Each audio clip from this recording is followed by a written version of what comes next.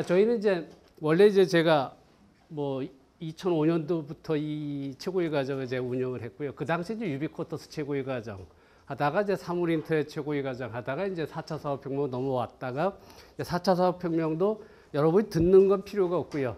이걸 가지고 여러분들이 어떻게 사업을 하느냐가 중요하거든요.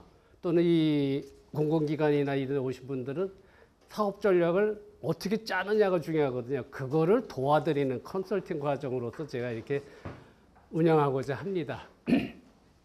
일단 뭐 여러분 이제 첫 시간이니까 저에 대해서 간단히 소개하고 넘어가겠습니다. 뭐 한국사에서 나이가 중요하니까 저는 56년생입니다. 56년생이고요. 여기 한양공대 7호학번입니다. 7호학번이고 전 공부는 이제 미국에서 했고요. 유니버시티 플로리다에서 토목 구조, 스트럭처가 원래 제 전공입니다.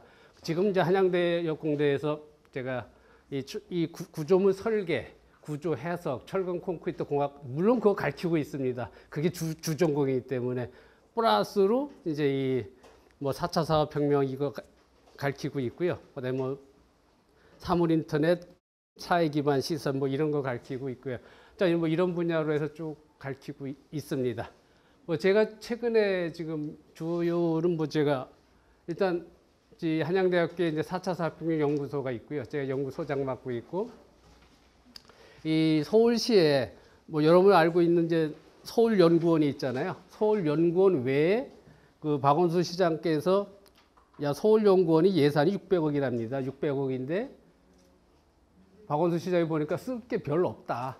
창의연구소 하나 다시 만들자 해서 연구소를 만들었습니다. 창의융합연구소라고 해가지고 서울 크리에이티브 랩을 만들었어요. 그래서 이제 소장을 공모해가지고 나는 가수다 식으로 치열하게 경쟁을 붙여서 공모를 했는데 제가 이제 초대 연구소장을 했고요. 그다음에 이제 미래창조과학부의 국가 대융합 기획위원. 여러분 지금 제가 이걸 보여드린 이유는 저는 토목과 교수예요. 여러분도 지금 IT 4차 산업혁명을 좀 모르시지만은 토목과 교수가 이 정도 할 정도도 여러분들도 할 수 있다는 얘기가 됩니다. 제가 이제 국민안전처의 인적재난사업단장 또는 사회재난사업단장을 다 역임을 했고요. 지금 국토교통부가 올해 와서 갑자기 뭐 전부터 했지만 올해 와서 스마트 도시를 사물인터넷 기념으로 하려고 위원회를 구축해서 지금 활동을 많이 하고 있습니다. 그 이제 국토교통부 스마트 도시 전문위원 하고 있고 이 국방부의 이제 창조국방 자문위원. 이제 국방부는 이 창조국방에서 사물인터넷 이 빅데이터 모바일 이걸 이용한 국방이 잘 되고 있습니다. 여기 이제 장관님이 여기 출신이고 여기서 장관님이 여기 다니실 때 12주 수업하는데 딱 10주 나오셨어요. 여러분 다른 데 최고위 과장님은 다니시면은 윗분들은 출석 안 하시잖아요. 12주에서 10주 나오셨어요. 그 정도로 이 수업은 빠지면 여러분 손해입니다. 이거는. 이제 그렇고요. 제가 이제 과학기술부의 국가지정연구실 토목 교수로서 뭐 거의 됐고요. 어제 이제 국제 화재 폭발 조사관 가지고 있고 이게 제 양력이고요.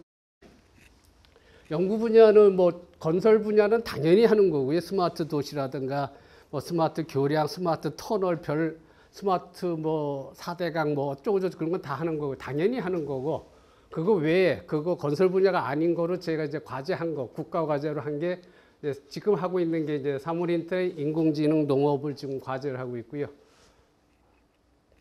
하다못해 이제 화장품 개발해 달라고 해가지고 최고위 과정뿐인데 17기다리신 분인데 화장품 개발을 같이 하자라고 해가지고 화장품 과제로 성공적으로 끝냈고요. 제가 이제 조리독감인데 토목과 교수가 조리독감 국가 과제를 할 수가 없잖아요. 근데 요새는 실적 보고서 공모에 들어가서 실적이 조금 시키더라고요. 그래서 조리독감도 했고요. 메르스 기획 연구도 제가 했고요. 사물인터넷 메르스. 근데 국방 쪽에서 미래 네트워크 전쟁에서 뭐 이런 거 하고요. 그다음에 사물인터넷 기반의 무인무기 체계, 로봇 드론 분야에서 무인무기 체계를 제가 했고요. 정말 저는 뭐 이런 거 쭉 제가 한 연구 분야입니다. 그러니까 저는 융복합을 하기 때문에 특정적으로 건설 이거 하는 게 아니고요. 모든 분야에 융복합하는 걸 지금 하고 있습니다.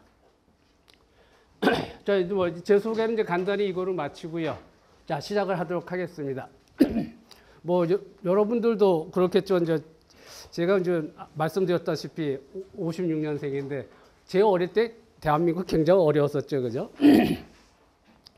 뭐 대한민국 70년대 뭐 이거죠. 뭐 저희 어릴 때도 다 어려웠고 그렇다 하더라도 대한민국이 어려웠지만 제가 볼 때 대한민국 경제 역사의 신의 한 수는 저는 이병철 회장이라고 생각하거든요. 이병철 회장이 83년도에 갑자기 조미료 장사, 포목 장사 하시던 분이 웬 반도체 투자를 시작을 하셨어요. 그게 83년도거든요. 그 83년도에 반도체 투자를 해가지고 대한민국의 반도체 생산량이 지금 아시다시피 삼성전자가 거의 45% 지금 가지고 있잖아요. 그죠? 전 세계 반도체 생산의 45%? 야, 여러분 그 하이닉스도 걔들이 2등인데 걔들이 한 25%에서 28% 정도 되죠. 그죠? 그럼 전 세계 반도체를 대한민국이 D램에서 70%를 75%까지 차지하죠. 아, 이건 기적이에요. 제가 봐서는.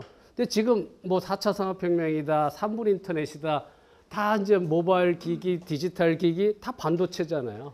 그거를 우리나라가 선도하고 있다는 게 이제 가장 중요한 거죠. 근데 이제 여러분 지금 보셨다시피 반도체뿐만 아니라 뭐 스마트폰도 좀 잘하고 있지만 그 이전에 이제 휴대폰이었었고요.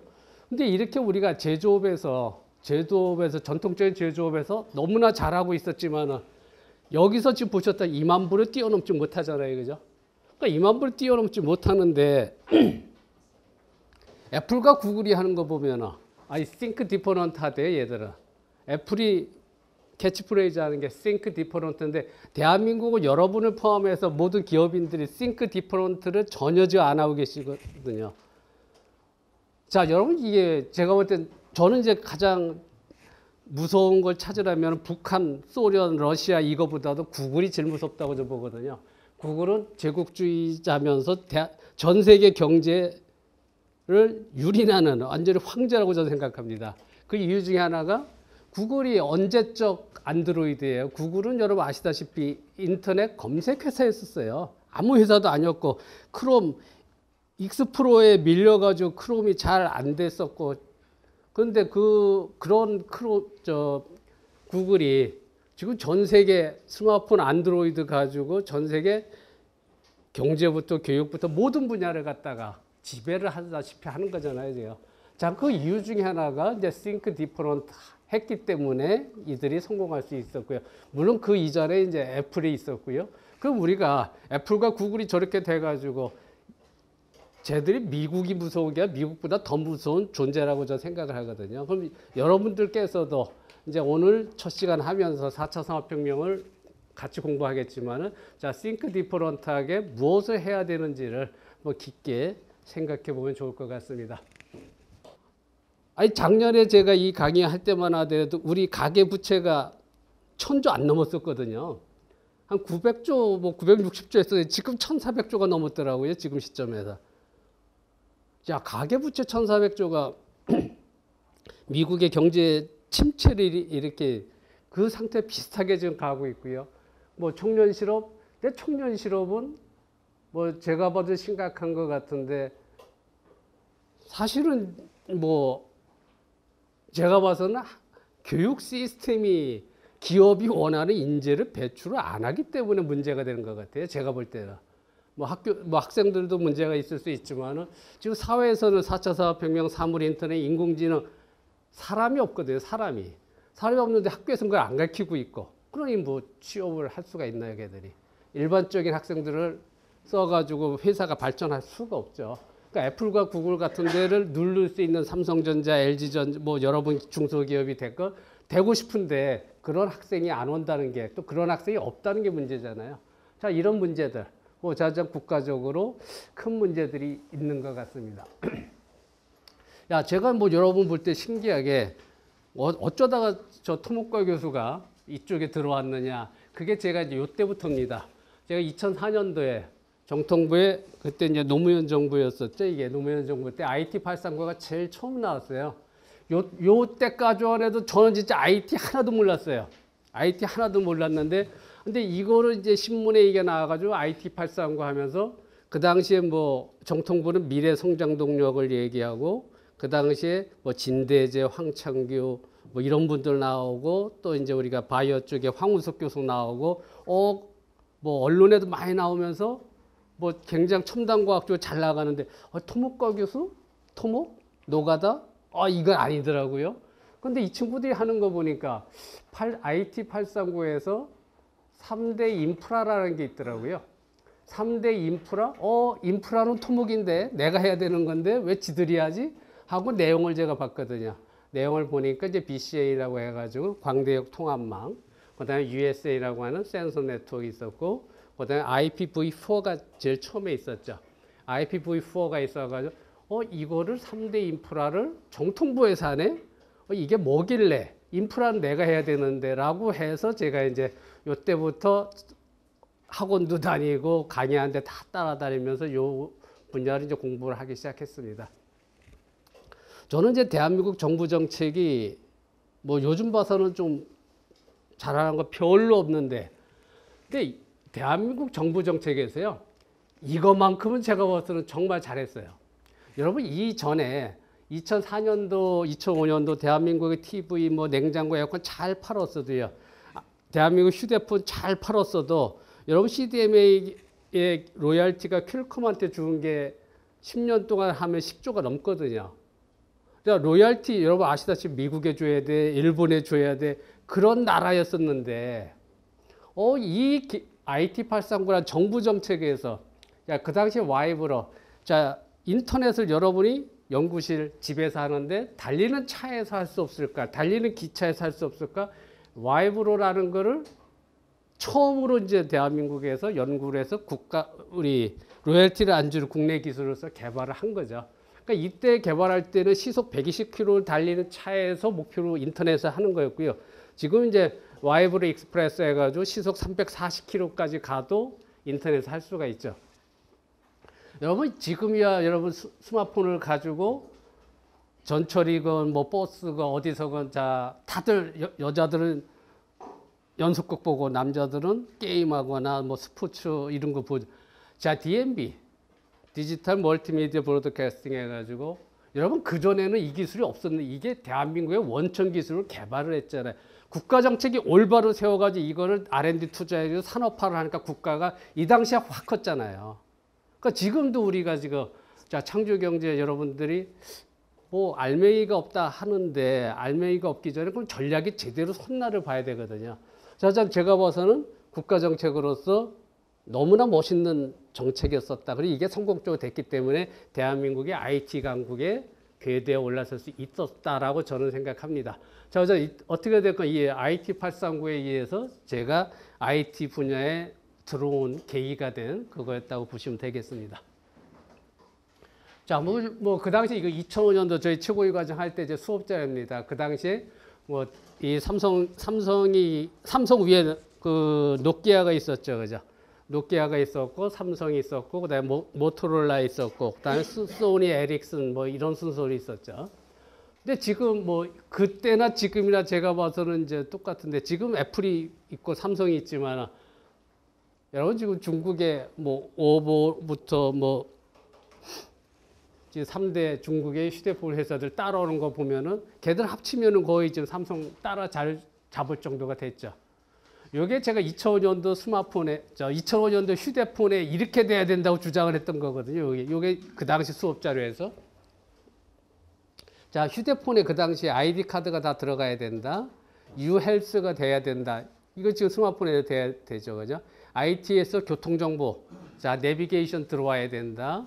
운전보험증도 들어오고 차계부까지 들어가고 교통정보, 교통카드 다 들어가라.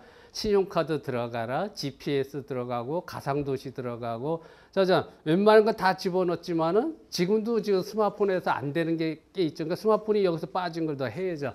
이게 이제 그 당시 최고위 과정 1기 때, 2기 때 한 수업 내용이었었습니다.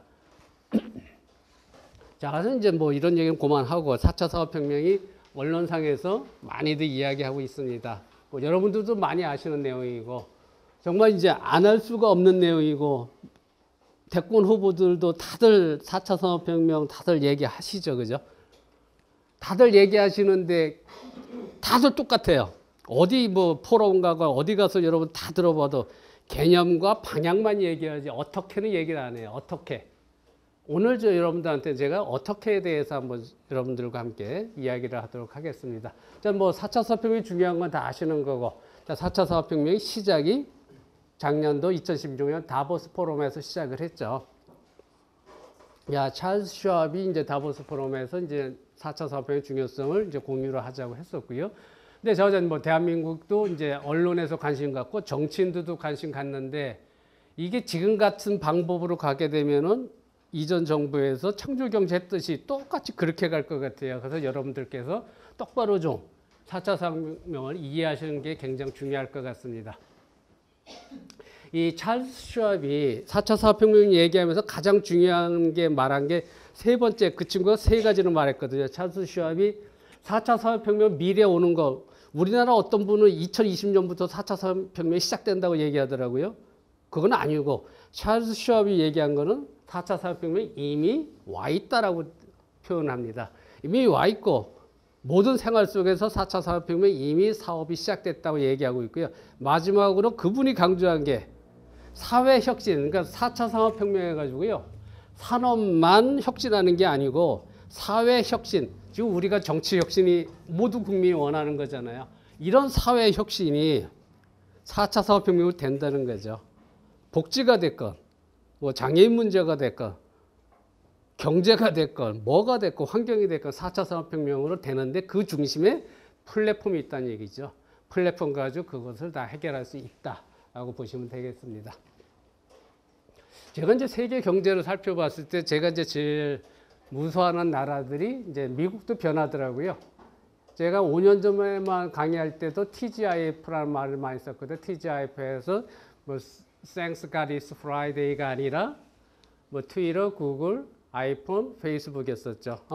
5년 전만 하더라도 뭐 트위터가 뭐 들어갔었죠. 지금 뭐 트위터는 우리 그 트럼프 대통령이 잘 쓰는 편에 조금 살아나려고 하지만 여전히 좀 주가를 보게 되면 어려운 상황이고요.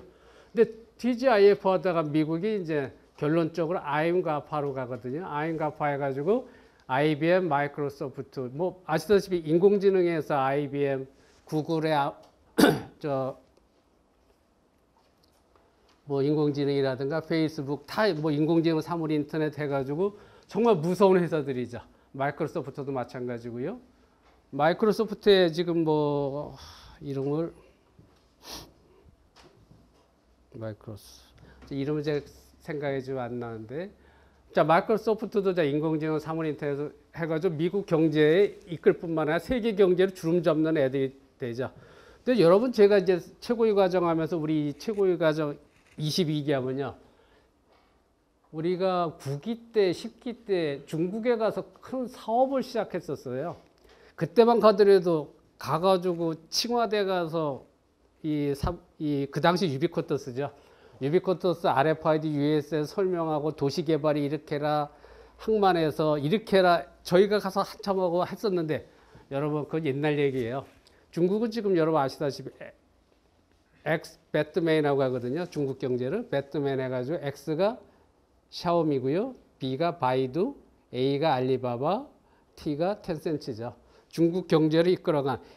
여러분 보시면 얘들은 지금 이제 중국, 아시아를 넘어서 세계 경제의 두목들이에요. 대부들이잖아요. 얘들이 언제적 세계 경제를 얘들이 지배를 했어요. 그러니까 여러분도 지금부터 해도 된다는 거거든요. IT는요, 1, 2년에 승부가 나거든요. 그러니까 여러분들이 혁신적, 창조적 마인드를 어떻게 체인지 하느냐. 여러분 알리바바 얘들 보셨다시피 이 마요네즈의 이 광군제에서 어떻게 하루 매출이 22조가 올라요. 여러분 사업하는데 1년 매출 22조 해보세요. 하루에 22조 하잖아요. 플랫폼이잖아요. 플랫폼. 그러니까 여러분들이 이 IT에서는 중국이 우리가 무시했던 이 중국이 지금 저희보다 한참 위에 있거든요. 지금. 그 중심에 얘들인데 얘들이 뭐 보셨다시피 3년, 5년 그 회사들이잖아요. 그러니까 여러분 기업도 그렇게 될 수 있고 여러분 기관도 쟤들처럼 혁신을 하게 되면 된다는 거죠. 자, 그래서 여러분들이 이제 여러분 스스로가 변해야 되는 시대, 사물 인터넷이 주인공이 되고 그다음에 인공지능이 주인공이 되는 그런 시대를 여러분들께서 지금 맞이하고 있습니다. 자, 그래서 이제 지금 이제 4차 산업혁명 하게 되면은 제일 중요한 게 우리가 사회 자체를 슈퍼 커넥티드 소사이어티라고 합니다. 자, 이제 다음 세대를 위해서는 모든 게 커넥션 된다. 커넥션이 돼가지고요. 커넥션이 돼가지고 경계가 다 허물어져요. 사람과 사물 간에. 여러분, 사람과 사물 간의 경계가 허물어지고요.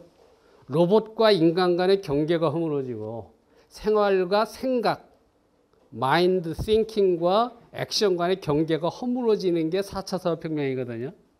그 말뜻을 잘 보셔야 돼요. 경계가 허물어지는데 제가 지금 사람과 사물, 로봇과 인간, thinking, 생각과 액션이 경계가 허물어진다고 했거든요. 그것이 되는 게 4차 산업혁명이다라고 보시면은, 그러니까 일단 그렇게 되기 위해서는 로봇이 됐건 사물이 됐건 사람처럼 감각을 가져야 돼요. 그게 센서죠. 자, 센서 가지고 모든 데이터가 모여지죠. 그래서 네트워킹 해가지고 커넥트가 돼가지고 데이터가 서버로 가가지고 이제 콜렉트가 돼가지고 서버에서 자, 그전에는 이제 빅데이터가 하다가 지금은 인공지능이 들어오죠. 인공지능이 들어와가지고 분석을 하고 예측을 하고 학습을 해가지고 그 데이터를 가지고 컨버트, 변화를 시키죠. 왜? 경계를 허물 수 있는 여러분이 원하는 밸류와 서비스로 바꿔줘야지 여러분이 만족하는 행복을 찾을 수가 있다는 얘기죠. 결론은 슈퍼 커넥티드 소사이어티에서 여러분의 행복을 찾아주는 그 과정이 되겠습니다. 그래서 이제 지금 시대는 그냥 컨버전스, 융복합의 시대가 아니고 슈퍼 컨버전스 이어러다. 그러니까 초융복합 시대다라고 보시면 되겠습니다. 그냥 한두 개 융복합이 아니라 모든 것들이 경계가 허물어져서 다 융복합이 되는 그런 시대가 4차 산업혁명이다라고 보시면 되겠습니다. 말씀드린 대로 이제 2016년에 다보스에서 이제 찰스 샤왑이 시작했지만 여기서 잘 보시면은 자, 어떻게 될까요? 경제에 있어서 저성장 문제. 저성장은 저희 나라도 마찬가지예요. 보셨다시피 지금 2만 불, 3만 불대로 점프를 못 하잖아요, 지금. 점프를 못 하는 저성장, 생산성 저하 똑같이 걸려 있고 생산성은 저하돼도 오늘 신문 보니까 현대자동차 또 그래도 임금 올려달라고 하더라고요. 그러니까 생산성을 생각하는 것도 아니죠. 우선 자기만 잘 살면 된다는 게 대한민국 노동계의 현실이고요. 자, 4차 산업혁명이 등장하면서 모든 분야를 경제, 산업, 사회 그러니까 여러분이 보셔야 될 게 사회가 포함됐다는 거예요. 산업만 바뀌는 게 아니고 사회 모든 시스템, 여러분이 생각하는 아까 말씀드린 대로 국가 시스템에서 저는 입법, 행정, 사법도 다 바뀌어야 되거든요. 이미 지금 바뀌고 뭐 전 세계적으로 보게 되면은 이미 인공지능 로봇이 나와서 정치까지 하거든요. 자, 그런 것들을 보여드리면서 자, 모든 분야가 좀 여기 적혀져 있다는 거죠. 자, 그러면 여러분들이 하시고 계신 사업 분야 또는 일하고 계신 분야가 요 안에 다 들어갔기 때문에 여러분이 한번 점프업을 하고 싶다. 국내외 최고가 되고 싶다면은 4차 산업혁명을 빨리 받아들이고 이해를 하셔야 되는 거죠. 자, 그래서 이제 산업혁명은 이제 오늘 주제가 이제 4차 산업혁명이니까요. 자, 여기서 보시게 되면 1차 산업혁명은 이제 우리가 증기기관이죠. 스팀기관이 발명하면서 이제 기계 생산이 시작하게 되죠. 그러니까 기계 생산하는 이 산업혁명이 바로 18세기에 일어났죠. 그러니까 여러분이 여기서 이제 혁명의 뜻을 뭐 여러분도 아시겠지만은 기존의 체제를 창조적 파괴 기술서 75% 이상 바꾸는 건 혁명이라고 하거든요. 그러니까 증기기관이 발명되면서부터 기계화가 시작되면서 기존의 생산 체제가 다 바뀌었죠. 그렇죠? 그러니까 이거는 산업에 있어서만 혁명이죠, 지금. 자, 2차 산업혁명은 이제 전기가 개발되죠. 전기에 의해서 이제 대량 생산이 되는 경제 체제가 되는 것이 2차 산업혁명. 전기가 들어오니까 이제 밤에 일을 할 수, 밤에도 무슨 생활을 할 수 있었고, 공장이 돌아가는 게 가능했고요. 그러니까 기계 생산에서 이제 전기에 의한 대량 생산 체제가 됐다는 거고요. 이제 3차 산업혁명은 이제 컴퓨터가 들어오면서 이제 시작이 되는 인터넷과 컴퓨터의 정보화 시대가 3차 산업혁명이 되죠. 자, 이러다가 이제 우리가 4차 산업혁명은 인터넷 오브 띵즈라고 사물 인터넷이 들어오면서부터 시작이 됩니다. 그래서 이 4차 산업혁명은 시작은 이제 독일에서부터 시작을 해요. 2011년도에 시작을 하는데 왜 여기서 독일이 시작을 하냐면 다음 페이지에 자, 독일이 왜 먼저 시작을 하냐면요. 여러분, 2010년도, 11년도 경제를 살펴보시면은 독일이건 프랑스건 대한민국이건 미국이건 일본이건 공장은 어디로 가요? 저임금으로 가잖아요. 거의 중국으로 공장들이 다 이동을 했죠. 그죠? 그런데 이제 독일이 보니까 독일은 전통적 제조 강국이죠. 여러분들 뭐 보셨다시피 고급 차들은 럭셔리 카는 다 독일제잖아요. 그죠? 벤츠부터 아우디부터 뭐 BMW부터 시작해서 차들 좋은 건 다 독일제고 제조 강국으로서 독일의 경제를 이끌고 있는데 공장이 다 중국으로 가버리니까 독일 정부에서 위기를 느낀 거예요. 자, 그럼 저 기업들이 가는 걸 국가가 막을 수가 없거든요. 그럼 저거를 어떻게 다시 독일에 올 수 있게 할 수 있을까라고 하니까 사물 인터넷이다. 사물 인터넷 가지고 생산성을 갖다가 30% 높이자가 4차 산업혁명의 시작입니다. 그러니까 독일의 4차 산업혁명은 아까 말씀드린 사회 혁신하는 게 아니고요. 산업만 생산성을 향상시키기 목표였었습니다. 생산성을 30% 높이게 되면 기업들이 다시 독일로 들어오겠다. 그게 성공해서 지금 기업들이 다시 독일로 들어가죠. 지금 미국으로 돌아가고 있고요. 물론 미국은 이제 트럼프가 억지로 하는 것도 있죠. 독일은 스스로 좀 들어가고 있습니다. 자, 그런 식으로 해서 이제 4차 산업혁명이 사물 인터넷을 위해서 생산성을 높일 수 있었다라는 것에서 시작을 하는 거죠. 그럼 사물 인터넷이 어떻게 생산성을 높이느냐 하는 것은 이제 사물 인터넷 공부할 때 이제 하시겠습니다만은 사물 인터넷에서 데이터가 다 서버로 가고 서버에서 데이터를 학습해서 어떤 그 공장에 있어서 어떤 사고라든가 생산성 이걸 다 예측하고 필요 없는 걸 다 제거를 시키게 되죠. 그러니까 이제 사물 인터넷에 의해서 생산성을 높일 수 있게 되는 거죠. 자, 그래서 사물 인터넷이 이제 4차 산업혁명의 시발점은 핵심 기술이었었어요. 시발점은 핵심 기술이고. 자, 그래서 제가 여러분들한테 일단 이 4차 산업혁명을 이해를 하려면은 기술이 제가 볼 때 한 20가지를 이해를 하셔야 돼요. 20가지를 이해를 하셔야 되는데 이거 다 좀 설명할 수는 없고요. 뭐 여러분이 말씀드렸다시피 이제 IoT 사물 인터넷 지금 설명드렸다시피 사물이 지능화, 사물을 갖다 저는 뭐 옛날부터 강의하면서 얘기를 했는데요. 사물, 이 건물도 사물이죠. 그죠? 건물도 사물이고, 이 칠판도 사물이고, 뭐 교량도 사물이고, 여러분이 앉아있는 책상도 사물이고, 사물을 인간처럼 만들 수 있다고 저 자신했거든요. 왜? 센서가 있기 때문에. 자, 그래서 사물 인터넷 개념에 의해서 어떤 사물이건 센서가 들어가서 사람처럼 느끼고, 그 다음에 이제 우리가 유무선 통신으로 서버에 보내듯이 여러분이 이제 신경세포에서 두뇌로 다 데이터를 보내잖아요. 그러니까 사물 인터넷에서 유무선 신경망에서 서버로 데이터를 다 보내고 두뇌가 이제 인공지능으로 해석을 해가지고 데이터를 이제 어떤 정보를 가지고 액션을 취하게 되죠. 그러니까 사물 인터넷이라는 것은 이제 우리가 나중에도 공부하겠지만은 사물이 지능화되고 사물을 생명체로 만들 수 있다. 그래서 산업혁명이 되는 겁니다. 기존에 여러분이 알고 있는 사물을 갖다가 생명체로 만들 수 있고 그걸 제가 보여드릴 수 있고요. 나중에 당연히 보여드릴 거고 그게 된다면은 사물이 사람처럼 생각할 수 있다. 근데 그걸 여러분이 어렵게 생각하지 마시고요. 로봇이 사물이잖아요.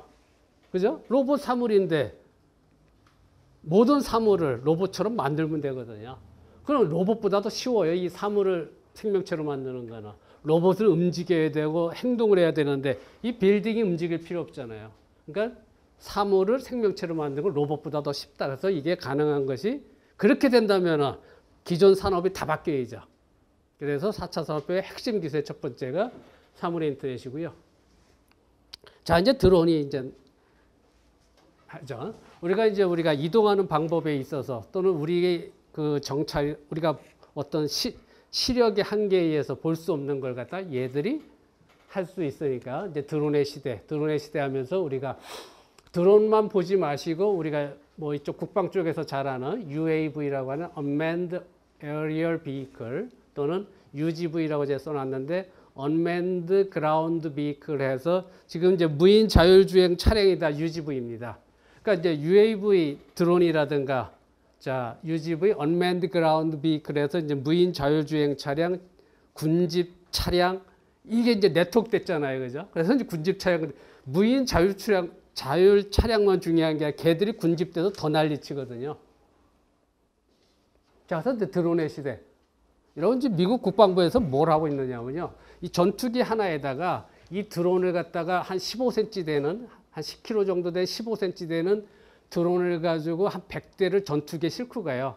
전쟁 지역 가가지고 거기서 드론을 갖다 다 뿌려버려. 낙하산 뿌리듯이 100대를 뿌려버리면 이 드론이 네트워크 돼가지고 프로그램된 대로 찾아가서 다 자폭을 해버리거든요. 이게 미래 전쟁이거든요. 이게 웹 4.0이라고 하는 전쟁 4.0 개념의 새로운 전쟁이거든요. 그러니까 이런 걸 알게 되면은 여러분이 생각하는 사고의 범위, 여러분이 하는 전략, 모든 것이 변하게 되는 거죠. 자, 저저 이게 뭐 드론도 중요하고 우리가 무인 자율 차량도 중요하고 얘들이 네트워크 됐다는 게 더 무섭다는 거죠. 최근에 이따 좀 강의에 나오니까 그때 하고요. 뭐 로봇 중요한 거 다 아시고요. 뭐 로봇은 뭐 4차 산업혁명의 핵심이 되는 거고. 자, 로봇이 인간을 지배하는 게 아니라 인간이 하기 싫은 일은 쟤들한테 맡기자는 거죠. 그러니까 얘들이 이제 음성 인식을 하고 자연어를 인식하고 그리고 이제 시각 인식을 하게 돼가지고 인공지능의 도움에 의해서 사람처럼 행동할 수 있게 되는 게 로봇이 되는 거죠. 그리고 이제 아까 4차 산업혁명의 시작은 사물 인터넷 시작을 하지만 제일 최종적으로는 정보를 어떻게 공유하느냐거든요. 정보를 효율적으로 감상하는 방법 중에 하나가 이제 가상현실이죠. 그러니까 가상현실이 들어오게 되고, 그 다음에 이제 가상현실을 갖다가 현실과 융복합 시켜야 돼요. 가상현실과 현실, 실제 생활 속에서 가상현실을 이용해서 여러분의 이해를 도와줘야 되거든요. 이게 사이버 피지컬 시스템이라고 하는 CPS입니다. CPS가 이제 사이버 피지컬 시스템 해가지고 이제 가상 물리학이라고 하기도 하고요. 그래서 현실에서 여러분 실제 생활에서 어떤 정보를 가상현실과 융복합시켜서 여러분한테 쉽게 정보를 전달하는 기술, 이게 CPS가 되고, 혹자들은 4차 산업혁명의 핵심 기술을 이 CPS라고 하기도 합니다. 그러니까 여러분 뭐 지금 이 분야 전공자들이 아니기 때문에 설명이 조금 어렵다고 생각할지 모르는데 앞으로 10주 동안 계속 수업하면서 계속 반복해서 더 깊게 설명이 들어가니까요. 걱정하지 마시고요. 천천히 이해하시기 바라겠습니다. 그 다음에 이제 뭐 3D 프린터죠. 뭐 이제 공장이 필요 없다는 거죠. 이제 뭐 식품이 됐건 살 필요가 없고 옷도 살 필요 없고 구두도 살 필요 없다. 자기 집에서 필요한 곳에서 언제 어디서나 지가 생산하라는 거죠. 그죠? 3D 프린터. 3D 프린터가 그것만 되는지 알았더니 웬걸 이제 집도 3D 프린터로 짓자는 거죠. 이 정도 집을 하루에 거뜬하게 찍어낸다는 거죠. 이게 무슨 얘기냐면요. 여러분 이 정도 집 지으려면은 저 옆에 건물이 있습니다만은 우리가 비계라는 걸 세우고 동바리를 세우고 거푸집을 대고 그다음에 콘크리트 쏟아붓고 28일 동안 양생을 시키고 또 거푸집 짓고 이러잖아요. 그죠? 그게 아니라 거푸집도 없고요. 비계도 없고 동바리도 없고 그냥 도트 프린터 찍듯이 콘크리트와 철근을 찍어 나가는 거예요. 하루 만에 얘들을 짓는다는 거고요.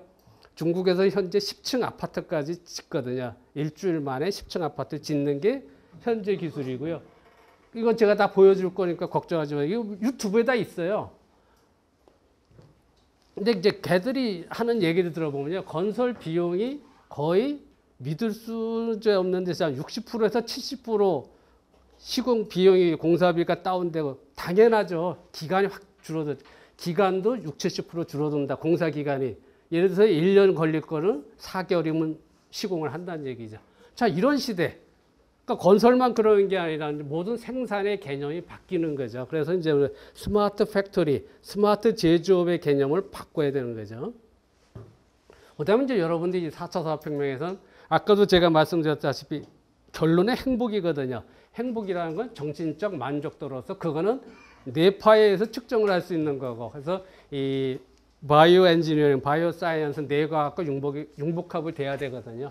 그래서 이제 지금 우리가 여러분의 생각을 읽어낼 수가 있고 로봇의 생각을 읽어낼 수 있어가지고 로봇과 인간이 커뮤니케이션을 할 수 있는 게 지금 4차 산업혁명의 기술이거든요. 그러면서 그 기반의 데이터를 해석하는 능력에 있어서 인공지능이 들어오고 인공지능 다음 단계에서 머신러닝이 들어오고 머신러닝 다음 단계에서 딥러닝이 들어오게 되는 거죠.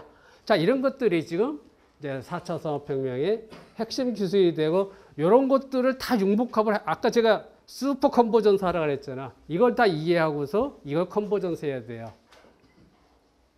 여러분 더 놀라운 것은 제가 여기 나와 있는 8개 특허를 다 가지고 있다는 거죠.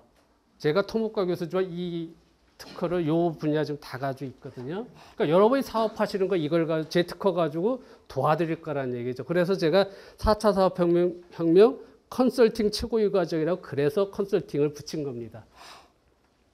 자, 이제 센서 이렇게 되다 보니까 4차 산업혁명의 핵심은 이제 센서가 들어와야죠. 그냥 센서가 아니라 무선 센서이죠. 그죠? 무선 센서면서 사물 인터넷이 되는 센서야 되고요. 그 다음에 이제 오픈 플랫폼이 굉장히 중요하고 플랫폼화하는 게 중요하고요. 그 다음에 이제 증강현실 중요하고, 그다음에 위치 기반 서비스. 여러분 이제 스마트폰상에서 여러분 위치를 다 알 수 있잖아요. 그죠? 어떤 제품의 위치 추적한다든가 다 되는 게 LBS와 RTLS죠. 로케이션 베이스드 서비스 또는 리얼타임 로케이션 서비스가 되는 거죠. 클라우드 컴퓨팅, 빅데이터, 양자역학, 그다음에 비콘, 블록체인 이런 기술들이 이걸 다 알아야지 여러분을 만족시켜 드릴 수가 있고 세계를 선도하고 애플과 구글을 이겨야 되거든요. 그렇지 않으면 대한민국 비전이었거든요. 애플, 구글을 이기려면 이 정도 기술 융복합하면은 된다라고 보시면 되고요. 제가 결론적으로 4차 산업혁명에 대해서 써놨습니다.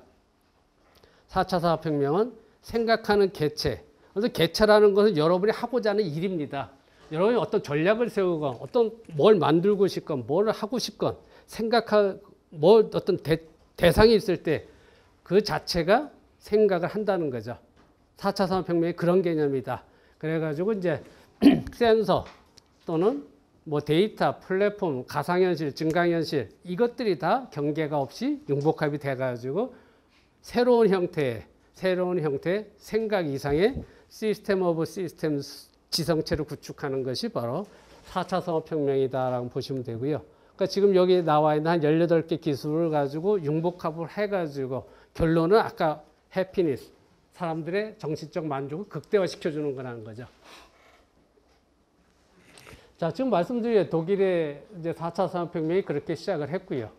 근데 이제 독일이 그런데 지금 다른 나라는 이제 일본은 이제 로봇 중심으로 가고 있고요. 일본은 로봇 중심으로 가고 있고, 근데 독일은 이제 인더스트리 4.0 쓰지만 사실은 미국에서는 인더스트리 4.0이라는 말을 안 쓰죠. 자기들이 용어를 이제 뒤처지다 보니까 그 용어를 이제 안 쓰고요.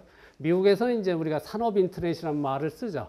인더스트리얼 인터넷 오브 싱즈 해가지고 미국의 모든 이제 사물들을 사물 인터넷에 연결시키겠다. 산업별로, 섹터별로, 지역별로 이 산업 인터넷 개념을 하겠다는 그런 개념을 나가면서 제조업 강화 전략을 하는 게 이제 미국의 현실이고, 이제 3D 프린팅 첨단 제조업하는 국가 전략을 해가지고 4차 산업혁명을 대체하는 그런 개념으로 미국에서는 가고 있습니다.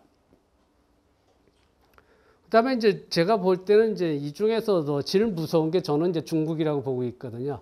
중국 2025라고 돼 있잖아요. 얘들이 2025가 이게 무슨 뜻이냐면요. 2025년에 독일과 일본을 따라잡겠다는 게 중국 4차 산업혁명 전략입니다. 저희도 지금 대선에서 좀 대권 후보라면 그런 말씀 하시는 분, 그죠? 그냥 4차 산업혁명 중요하다, 그거 해야 된다 이런 분이 아니라 자기 임기 내에 중국 어떻게 하고 독일 따라하자고 일본 어떻게 했다 이런 말씀 하시는 거. 그럼 그건 이렇게 하면 된다. 방법론이 있어야 되잖아요. 근데 불행하게도 이제 그게 없는 거죠, 지금. 자, 그래서 지금 전 세계적으로 4차 산업혁명에 대해서 많은 나라가 신경을 쓰고 있죠. 또 우리나라는 어떻게 하고 있냐? 우리나라도 그런 대로 하고 있죠, 지금. 우리나라는 이제 창조경제 용어가 워낙 강하다 보니까 이 4차 산업혁명이라는 말을 안 쓰고 이 제조업 3.0이라는 말을 쓰고 있습니다. 근데 제가 말씀드렸다시피 4차 산업혁명은요, 산업, 제조업 그 이상이거든요. 근데 이제 산업만 보게 되면 제조업 3.0에서 작게 보기 시작하는 거예요. 왜 그러냐? 우리나라는 카피를 잘하니까 독일에서 말씀드렸다시피 제조업의 사물 인터넷을 통해서 생산성 30% 그걸 보고서 대한민국 4차 산업 끌고 가니까 제조업 3.0이라고 말을 붙이기 시작을 했습니다. 그래서 보게 되면 이제 스마트 공장에 목매달고 있죠, 지금. 자, 스마트 공장에서 지금 제조업 혁신 3.0에서 2020년까지 중소기업 1만 개를 스마트 공장 시스템을 보급하겠다. 뭐 이렇게 돼 있죠. 자, 그러면 이것도 그래요. 스마트 공장 하는 것도 좋은데 이걸 사물 인터넷과 인공지능에 의한 플랫폼화해서 전 세계 오픈 플랫폼으로 클라우드 상에서 세계 경제를 지배할 수 있는 오픈 플랫폼을 하는 게 중요하거든요. 그런 데서 이제 좀 빠져 있죠. 그러니까 스마트 공장이 이제 생산 자체를 스마트하게 하는 것만 지금 생각하는 게 이제 큰 문제죠, 여기서도. 자, 그래서 뭐 대한민국 4차 산업혁명 전략은 손볼 게 한두 개가 있는 게 아니고요. 또 전체적으로 아는 분도 없어요. 개념만 방향만 대충 알고 사니까 이런 전략을 지금 세우고 있는 거죠, 지금. 근데 더 잘못된 거는 지금 대한민국의 4차 산업혁명이 순위가 25위라고 지금 나와 있거든요. 1위가 스위스고. 근데 저는 이거 절대적으로 이제 부정하는데 제가 볼 때는 대한민국이 이제 한 30위권이라고 보거든요. 왜 30위권이냐? 중국이 28위거든요. 저희가 대한민국이 중국보다 아래에 있는 게 확실합니다, 저는.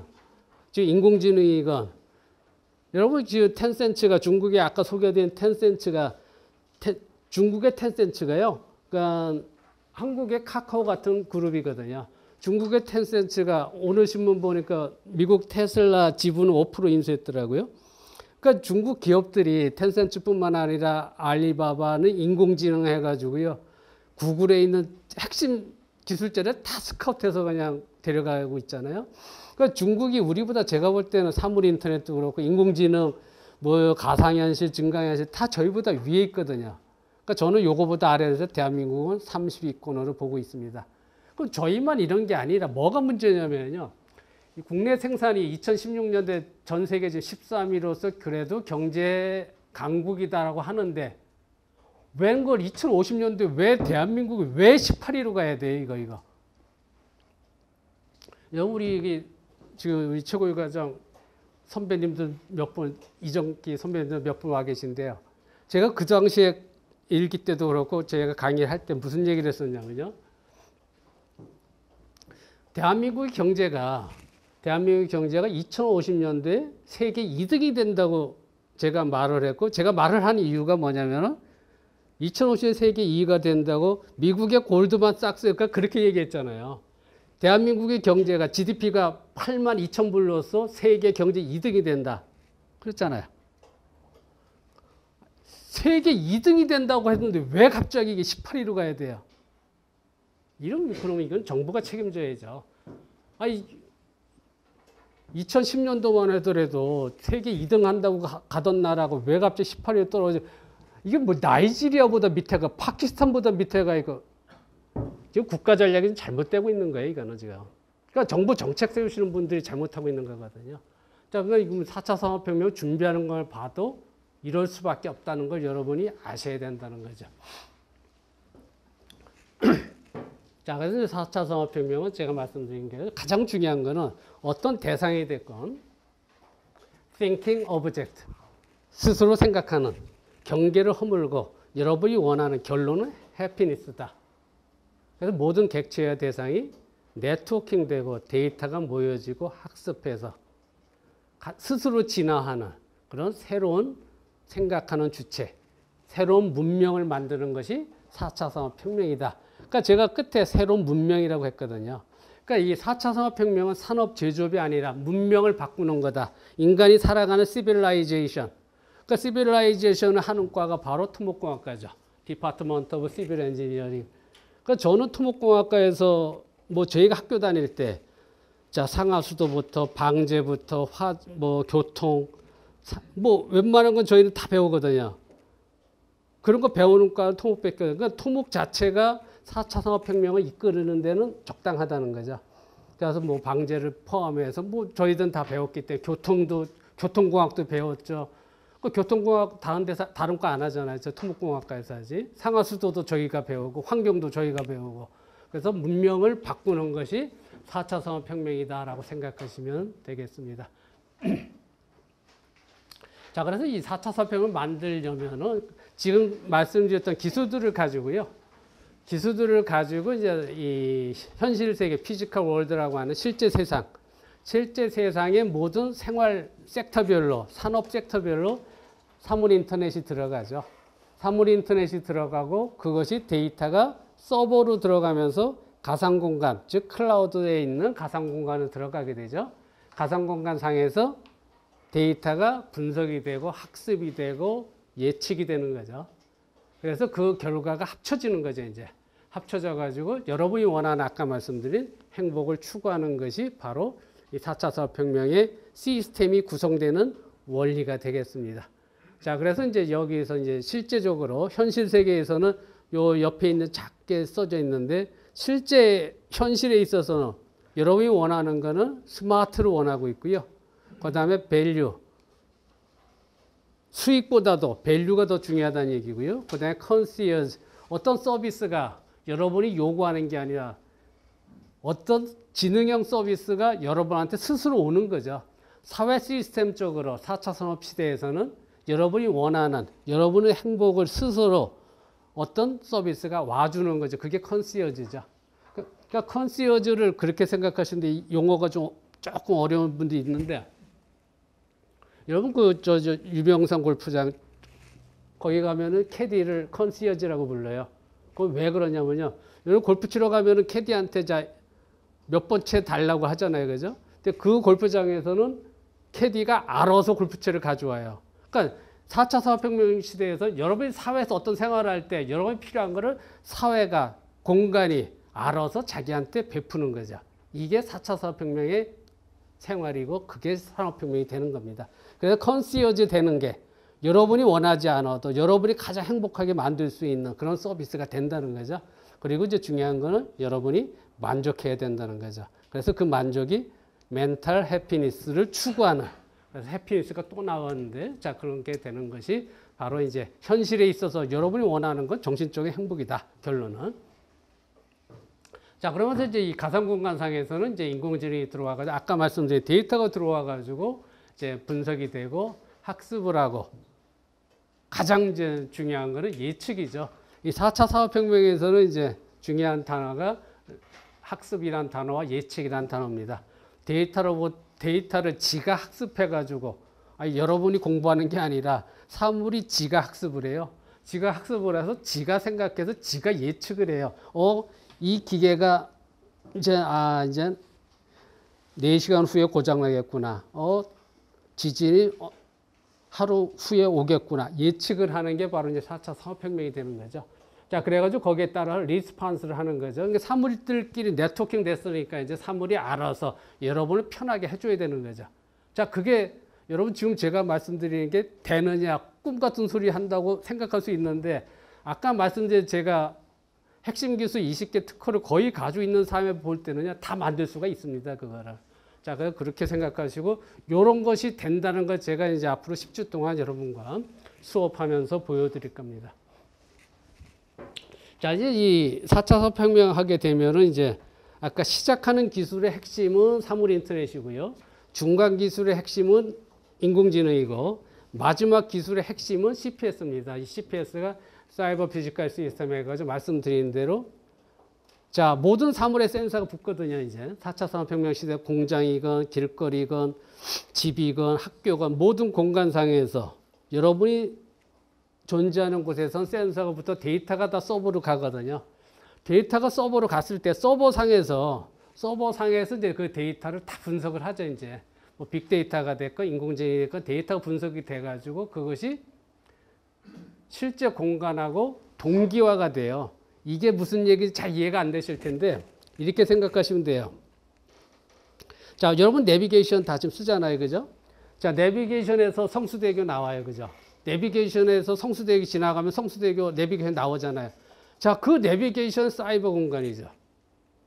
근데 지금 현실에 있어서 성수대교 지금 모니터링 다 하고 있어요. 처짐이 얼마다, 응력이 얼마다, 진동이 얼마다, 또는 교통량이 얼마다 모니터링 되고 있잖아요.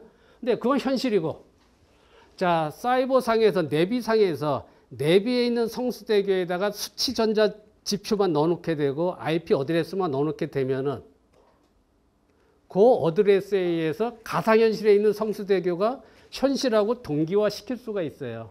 그러면은 현실에서 지금 모니터링하고 있는 데이터를 내비상의 성수대교에서 다 볼 수가 있죠. 이게 가상현실과 실제 공간의 동기화입니다. 이렇게 됐을 때 내가 성수대교 지나갔을 때 제가 79년에 성수대교 붕괴되는데 성수대교가 저거 1시간 후에 저 붕괴될 것이다 예측하는 정보를 나한테 미리 주죠. 이제 아까 얘가 가상공간상에서 지가 분석을 해가지고 예측을 했죠. 학습하고 예측해가지고 그거를 가상공간상에서 나한테 던져줘서 현실에서 내가 대피를 하는 거죠. 이게 CPS 개념입니다. 그러니까 이제 실제로 공장이 됐건 학교가 됐건 재난이 됐건 국방이 됐건 모든 게 사이버 공간과 현실 공간상에서 동기화돼 가지고 목적과 기능을 극대화시켜줄 수 있는 게 CPS가 되기 때문에 4차 산업혁명의 마지막 가장 중요한 기술이 됩니다. 요걸 제가 2007년도에 특허를 냈거든요. UCT 스마트 도시를 하다 보니까 스마트 시티의 모든 모니터링 되는 데이터를 가상공간상에서 해야 되겠다고 해서 특허를 냈더니 이제 요즘 와서 빛을 보더라고요. 그래서 이게 CPS가 그런 개념이다라고 보시고요. 자, 그래서 이제 4차 산업혁명에서는요, 여러분들이 이제 어떤 프로덕트, 어떤 생산품을 생산하는 데 있어서 프로덕트가 중요한 게 아니고요. 이 프로덕트에는 이 개체를 여러분이 생산하는 데 있어서 자, 센서가 붙어가지고 센서가 데이터를 다 보내가지고 서버에서 데이터를 가지고 이 사람이 뭘 원한다, 이 환경이 뭐다라는 거를 나리지 또는 밸류를 만들어 가지고 그거를 제품에다 던져주거든요.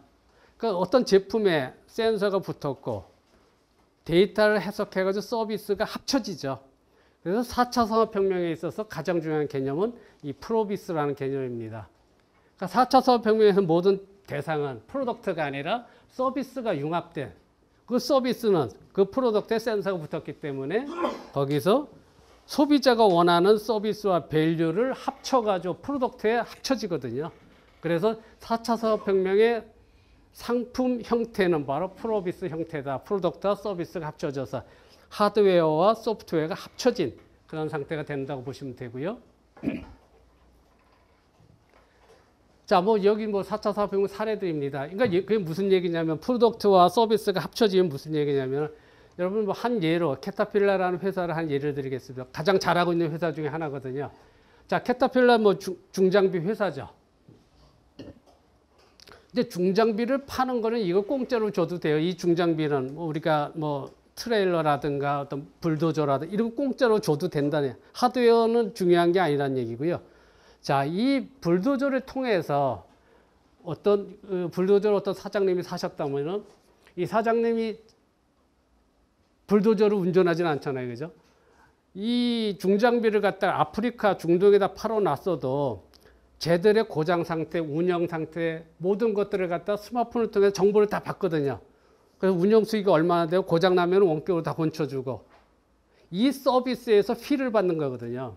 그러니까 프로덕트 가격에서 어떤 수익을 창출하는 게 아니라 서비스에서 프로핏을 얻는 거죠. 그러니까 4차 산업혁명은 여러분이 뭘 팔고자 할 때 프로덕트 하드웨어 가격보다는 서비스에서 초점을 맞춰가지고 생활을 해줘야 된다는 거죠. 자, 이제 그런 예로서 이제 GE도 그렇게 하고 있고요. 테슬라도 그렇게 하고 있고, 지금은 4차 산업혁명이니까 이제 고기 자체가 중요한 게 아니고, 이건 인조고기예요. 그래서 공장에서 이제 3D 프린터 찍어내죠, 이제. 인조고기 찍어내가지고 이제 햄버거를 만드는 것도 이제 로봇이 만들면서, 로봇이 얘가 1시간에 피자를 갖다가 288개를 만든대요, 이 로봇이. 1시간에 288개를 만들고 햄버거를 400개를 만들더라고요. 제가 지금 실제 설치된 거거든요. 근데 문제는 지금 말씀드렸다시피 물론 이제 4차 산업혁명이니까 프린터의 시대니까 쟤들이 들어오는 건 당연한데 말씀드린 데 이제 프로비스와 연관져 가지고 저거를 서비스를 뭐 하느냐가 더 중요하다는 얘기죠. 햄버거, 피자 만드는 것 자체가 중요한 게 아니고 고객이 원하는 맞춤형에서 건강형 푸드테크를 어떻게 할 것이냐. 그게 4차 산업혁명에서 푸드텍의 가장 중요한 분야가 되겠습니다. 이런 식으로 모든 분야가 변하게 될 수 있다고 보시면 되고요. 뭐 이 회사도 뭐 웅진코웨이입니다. 뭐 여러분 아시죠? 웅진코웨이가 한 4, 5년 전에 굉장히 어려웠었잖아요. 그죠? 어려웠었는데 갑자기 일어났어요, 얘들이. 얘들이 하는 거 보면 이게 바로 이제 4차 산업혁명의 한 사례로서 제가 소개를 하는데, 자, 웅진코웨이에서 물에 그 센서가 붙여 pH, 수온, 뭐 탁도 이거 재는 건 중요하지 않아요. 여러분이 원하는 거는 물의 pH하고 온도가 중요한데 이 물이 깨끗하냐, 먹어도 되냐, 이거를 원하는 거잖아요. 그죠? 워터케어. 그다음에 이 물을 먹었을 때 내 건강에 어떤 영향을 주느냐, 건강에 대한 정보. 그다음에 공기청정기의 질. 그래서 결론은 공기청정기 물의 품질이 중요한 게 아니라 소비자는 그걸 통해서 건강과 라이프를 케어를 받기 원한다. 프로비스가 바로 라이프 케어로 들어갔잖아요. 그러니까 정수기, 공기청정기가 중요한 게 아니라 이걸 씀으로써 헬스케어와 라이프 케어로 들어가니까 이 제품이 팔리는 거란 얘기죠. 그래서 여러분의 4차 산업혁명에서는 하드웨어 자체가 중요한 게 아니고 하드웨어 플러스 자, 이 서비스 모델 프로비스가 뭐가 되느냐를 설계하는 게 가장 중요하고 그걸 통해서 엔드 유저인 소비자의 마음을 터치하는 거죠. 그러니까 제품이 팔리는 겁니다. 자, 그래서 그런 식으로 여러분들이 생각을 해주고요. 자, 4차 산업혁명에 그래서 이제 지금 같은 기술이 다 합쳐져 가지고요. 지금 이 그림에 의해서 모든 게 다 변합니다. 그러니까 4차 산업혁명에서 개념과 방향을 보여주는데 어떻게 이제 생활이 바뀌느냐라고 봤을 때 지금 보셨다시피 이제 뭐 헬스 분야에서 유전체 분석한다든가 우리가 DNA 검사라든가 해서 뭐 맞춤형 유전자 치료가 되죠. 맞춤형 질병 치료부터. 자, 커넥티드 홈, 커넥티드 카, 뭐 모든 게 이제 군주부로 변하죠. 여러분 왜 커넥티드 홈, 커넥티드 카, 커넥티드 탱크 이런 식으로 커넥티드가 중요하냐면요. 커넥티드가 되면은 예를 들어서 이 서울 시내에 만약에 200만 개가 있다. 주택을 다 연결해서 정보가 하나로 되면은 이 집에서 지금 예를 들어 전기 사용량이라든가 수도 사용량, 탄소 배출량 같은 정보를 한 번에 얻어가지고 대책을 세울 수가 있거든요. 그러니까 자료로부터 여러분이 학습을 해서 예측할 수 있는 정보를 얻는 게 바로 커넥티드입니다. 그러니까 커넥티드 홈을 하기 때문에 애플, 구글 이 전자회사, SI 회사가 건설을 갖다가 하겠다고 주택을 갖다 자기들 신규 사업에 다 집어넣는 겁니다. 그러니까 커넥티드 홈 말씀드리는데 커넥티드 자동차 뭐 굉장히 중요한 사업이 되죠. 자, 3D 프린터, 뭐 웨어러블 뭐 이래 가지고 자, 모든 분야가 다 이렇게 바뀐다라고 보시면 되고요. 이거 외에도 제가 또 추가시킨 게 이제 교육이 이제 확 바뀌어야죠. 제가 봐도 대학교 필요 없거든요, 이제. 저는 뭐 우리 학생들 수업하면서도 얘기를 하는데 여러분 뭐 지금 수업하면서 제가 이렇게 봐도 교재에 있는 거 공부할 이유가 하나도 없거든요. 저는 저희 방에 여기 지금 박사과정 학생 몇 와 있는데 저 친구들 예를 들어 3년 전에 3년 전에 쟤들 공부하고 제 수업 들을 때하고 지금 수업하고 천지차 전혀 틀려요. 쟤들 지금 논문 쓰는 건 쟤들 사물인터넷까지 쓰고 있거든. 사물인터넷 벌써 과거잖아요. 전 지금 사물인터넷 플러스 인공지능 해가지고 거기다가 CPS를 가르치고 있으니까 그러니까 쟤들이 가장 헷갈리는 거예요. 그러니까 지금 학문이라는 것이 6개월 단위로 팍팍팍 변화 나가는데 4년 전에 교육한 거 가지고 지금 그거 가지고 취업해라. 안 되죠. 기업에서 필요 없는 인간들인데. 그러니까 교육이 바뀌어야 돼, 교육부터가. 그러니까 미국에서 여러분 그러니까 올해 입시에서 가장 지금 인기 있던 대학이 어딘지 아세요? 하버드, MIT? 아니에요. 미네르바 대학이 있었어요. 미네르바 대학이라고 있고요. 그 다음에 구글의 마이크로 칼리지 있고요. 그 다음에 싱귤레리티 대학이 있고요. 얘들 대학은요, 뭐, 예를 들어서 지금 애들이 왜 그러냐면은 쉽게 예를 들어 MIT, 하버드 나와도 취직 안 되잖아요. 말씀드린 4년 전에 그건 뭐 전혀 필요 없는 기술 가지고 지금 졸업하는. 근데 마이크로 칼리지는 이제 구글에서 만들었는데 얘들은 6개월 딱 교육해요. 6개월 교육하는데 자, 사물인터넷반, 3D 프린터반, 드론반, 인공지능반 해서 6개월 동안 하드 트레이닝 해가지고 구글이 100% 취업 보장을 해요. 아니, 대학 나와도 4년 동안 등록금 아무리 내도 취지가 안 되는데 구글이 취직 보장 당연히 가죠. 당연히 그거야. 그렇잖아요. 그러니까 직장이 좀 시원찮다? 당연히 그거 가죠. 6개월 후에 취직을 보장한다는. 그건 지금 사회에서 요구하는 건 이거지. 지금 여러분들이 서울대 나왔다, 한양공대 나왔다, 이거 중요한 게 아니죠. 뭘 아느냐가 중요하잖아요. 그러니까 이제 교육이 다 바뀌어야 되는 거죠, 지금. 그래서 이제 그러면서 아까 말씀 뇌과학에서 교육시키는 방법도 변해야 되는 거죠. 뇌를 디자인해가지고 오늘 신문 보시면 알겠지만은 뭐 그 테슬라 그 회장님께서 이게 인공지능 교육 그 회사를 인수해가지고 이제 뇌에다가 칩을 심어가지고 교육을 갖다가 칩으로 하겠다라는 사업에 뛰어들겠다고 들어가더라고요.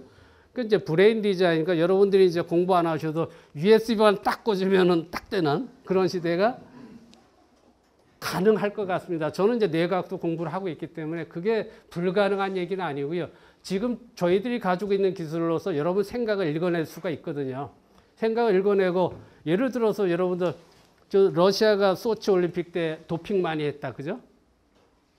도핑은 옛날 얘기예요. 지금은 뇌과학 가지고 뇌를 갖다가 트레이닝을 뇌에다가 그 뉴로 피드백 해가지고 뇌파를 쏴가지고 뇌를 갖다 훈련시키게 되면은 도핑 효과 이상의 효과가 나오거든요. 뇌 훈련하는 식의 교육 시대이기 때문에 뭐 여러분들이 이 교육 방법론이 다 바뀌어야 되는 게 이제 사실이고요. 경제가 바뀌어야 되고요. 뭐 이건 나중에 제가 다시 수업을 하겠고요. 이 경제 개념이 다 바뀌었거든요. 여러분 생산 소비 주체인 생산자 소비자의 방법론이 다 바뀌었잖아요. 3D 프린터가 들어와서 생산하는 방법이 바뀌었죠. 로봇이 들어왔지. 사람보다 인공지능이 행동하지. 생산 소비 경제 주체들이 다 바뀌었는데 아니 경제 이론 옛날 거 가지고 뭐 아니 그건 말도 안 되는 소리 하고 앉았거든요. 지금 경제 쪽에서 보면. 그러니까 그걸 다 바뀌어야 되는 게 제가 볼 때는 다. 그러니까 제가 이제 자본주의 5.0이라는 걸 제가 뭐 세계 최초로 만들어서 지금 하고 있고요.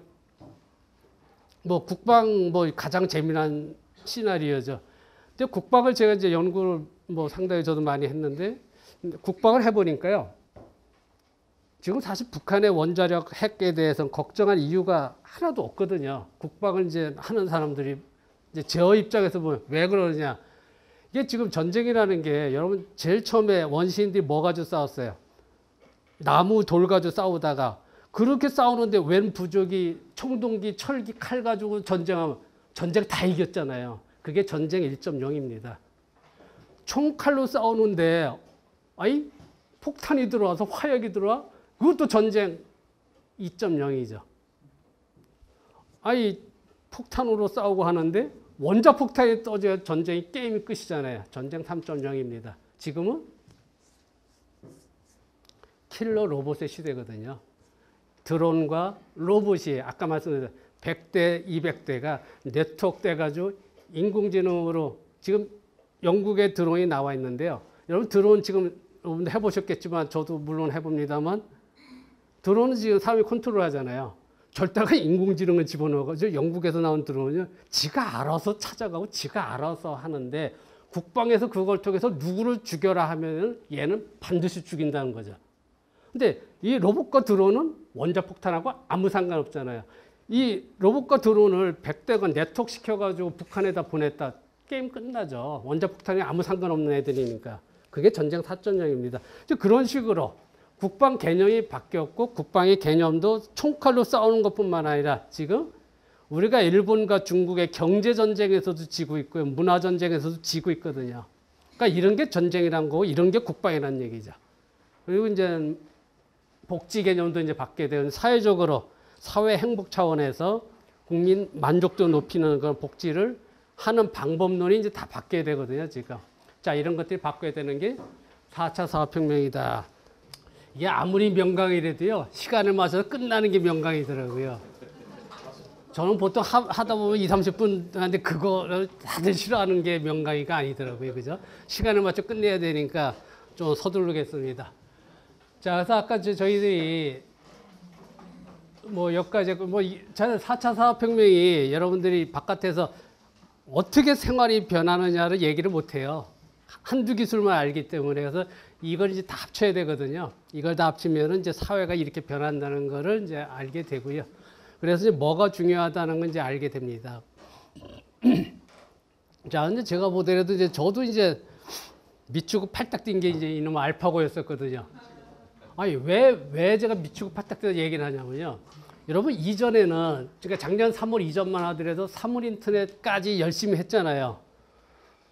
아니, 사물인터넷까지 열심히 했는데, 갑자기 알파고, 저도 깜짝 놀라요. 아, 제가 저 정도까지, 이세돌을 저 정도 이겨? 그럼 어떻게 해요? 또 학원에 저 등록하고, 제가 인공지능 관련된 학원에 제가 4번 나가가지고 돈 내고, 인공지능 다 배웠어요. 다 배워서 이제 웬만큼 이제 인공지능 저도 할 줄 알고 그냥 하는. 아니, 그 새로운 게 나오면 제가 이 나이에, 여러분 인공지능 IT 쪽에 나가면 조배환 교수 다 알아요. 뭐 IT 엑스포, 대한민국 엑스포 하면 제가 기조연사하고 하기 때문에 IT 쪽에서 웬만하면 아는데 조배환 교수 아니 교수님 왜 나오셨어요? 모르는데 들어야지 교수가 창피한 게 어디 있어요? 모르는 게 창피한 거죠. 내 돈 내고 들었거든요. 그래서 제가 그만큼 중요하니까 그만큼 깜짝 놀랐고 이 알파고 보고서 저거를 전 딱 생각드는 게 도시 운영, 도시 관제 센터에 죄를 집어내야 되겠다 느꼈고요. 그다음에 국방에서 방제에서 쓰는 이제 국가 관제 시스템에 죄를 집어넣으면 되겠다는 생각을 했습니다. 저는. 자, 우선 뭐 여기 인공지능에 대해서는 제가 다음에 조금 더 설명을 드리도록 하고요. 자, 이 알파고에서 저 역시 이제 쇼킹을 받았고, 지금 이제 인공지능이다라고 해가지고요. 뭐 알파고다. 이런 건 사실은 쉬운 알파고예요. 저 쉬운 인공지능이고, 알파고가 됐건, IBM 왓슨이 됐건, 이건 우리가 인공지능에서 소프트 인공지능이라고 합니다. 그러니까 소프트 인공지능은 어떤 특정 분야에 대해서 데이터를 디지털로 만들어서 다 학습을 시켜가지고 지가 예측할 수 있게끔 만드는 게 바로 이제 소프트 인공지능이 되는 거고요. 그러니까 분야가 없이 어떤 특정 주제에 대해서 인공지능이 이제 대답을 하게 할 수 있는 게 바로 이제 그걸 제너럴 인공지능이라고 하거든요. 이제 여기 나와 있는 게 바로 얘가 소피아고요. 얘는 미스터 한이고요. 자, 이 친구들 보게 되면은 뭐 이 친구가 작년 11월 달에 제가 왔을 때 같이 만나서 대화도 하고 했는데요. 자, 이 친구 같은 거 제가 보니까 이 친구 앞에서 딱 보면요. 진짜 사람 비슷해요. 이 피부 자체가 그 뭐 플러버라는 그 실리콘 계열의 사람 피부와 가장 가까운 걸 만들어 가지고요. 그래 놓고 여러분이 한번 그 화가 났다 또는 슬프다 표정을 몇 가지 질 수 있는지 몰라도 얘는 정확하게 62가지를 짓더라고요. 62가지를 지는데 저하고 대화하면서 눈을 맞춰요. 저하고 눈을 받치면서 대화 내용에 따라서 웃고 울고 하는 게 표정이 62개가 나오는 게 진짜 보니까 할 말이 없어요. 이거 만든 친구가 이제 이 벤 고르첼인데요. 이 벤 고르첼이 이제 이 로바마라고 해서 로바마가 말 그대로 대통령 로봇이죠. 그래서 여기 얘가 공부시키는 거 보세요. 자, 뉴스를 다 학습을 시켜요. 그리고 SNS, 소셜 미디어에 나오는 거 다 학습시키고 모든 육법 전서, 대한민국이 아니라 미국의 모든 그 육법 전서를 다 공부시키고 모든 정책을 공부시키고 그 행정부의 정책 다 공부시켰고 이걸 다 공부시킨 다음에 아웃풋에서 정책을 얘가 이제 지가 세우는 거죠. 자, 우리나라 정치인을 이걸 쓰면 어떨까 싶어요. 그죠? 아니, 그렇잖아요. 이게 대구 실제 나와 있거든요. 로바마가. 이 친구가 개발했고요.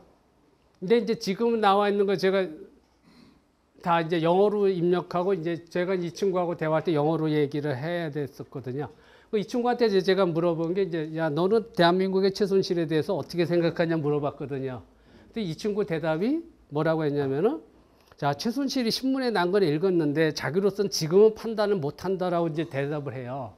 근데 뭐가 문제냐면요.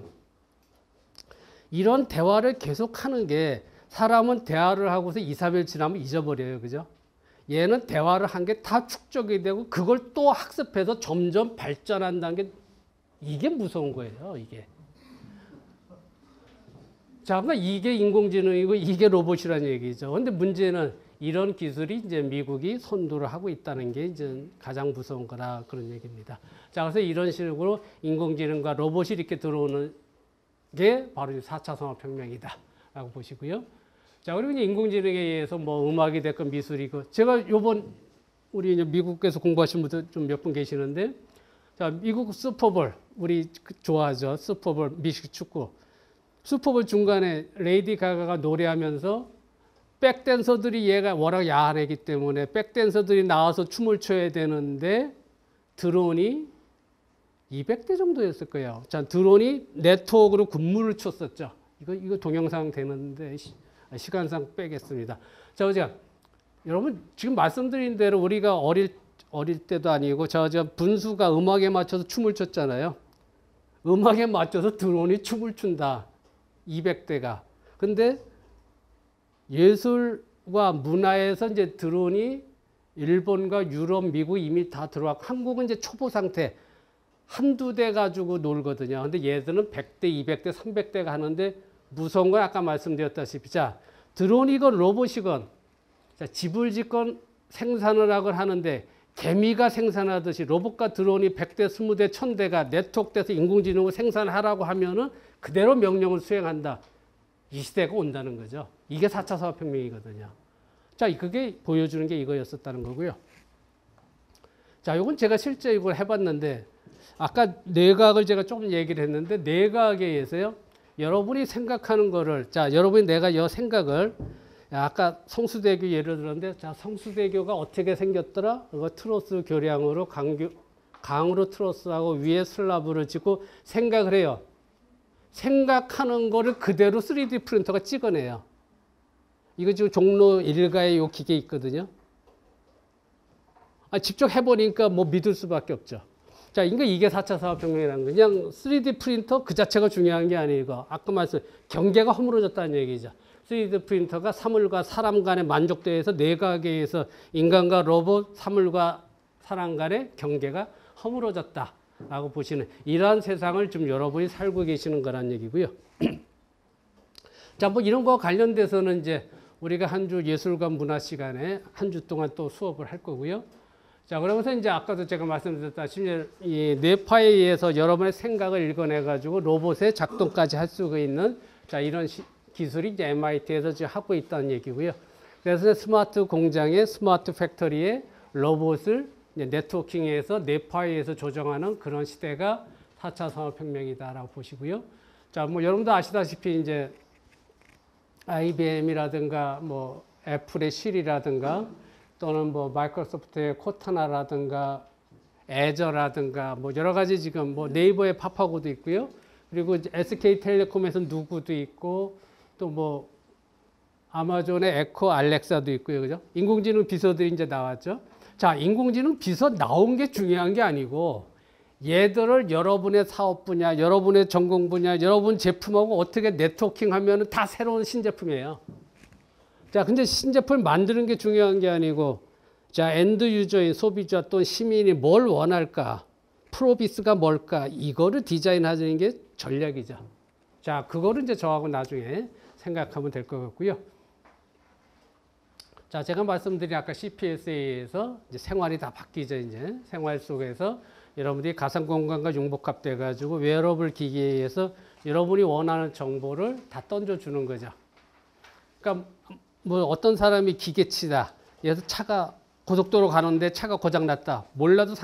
기계를 몰라도 상관없다는 얘기죠. 바로 스마트폰을 켜게 되면은 가상현실 속에서 차 작동법, 고장난 것 치료 방법을 다 얘기를 해주는 거죠. 그러니까 뭐가 문제점이 여러분이 생활하면서 문제점이 생기면은 가상현실을 통해서 여러 문제점을 즉석에서 다 해결해 주는 거죠. 그러니까 스마트 시티가 됐건 공장이 됐건 일하는 직장이 됐건 이런 CPS 개념에 의해서 되는 게 4차 산업혁명이면서 자, 이런 것들을 여러분 제품, 여러분 사업 분야, 여러분 전략 분야를 어떻게 설계를 할 것이냐. 이게 다 사업이죠.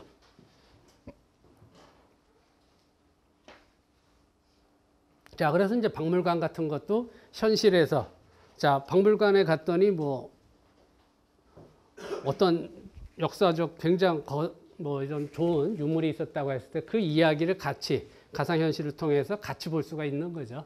그래서 꼭 우리가 언제 어디서나 개념이기 때문에 박물관을 꼭 가야만 되는 게 아니라 여러분이 있는 장소에서도 박물관을 관람할 수가 있어야죠. 가상현실을 통해서 CPS로 연결을 해가지고. 그러니까 박물관 수입이라는 게 박물관에 방문한 사람만 수익인데 오지 않은 전 세계 언제 어디서 모든 사람들이 수익 모델이 되는 거죠.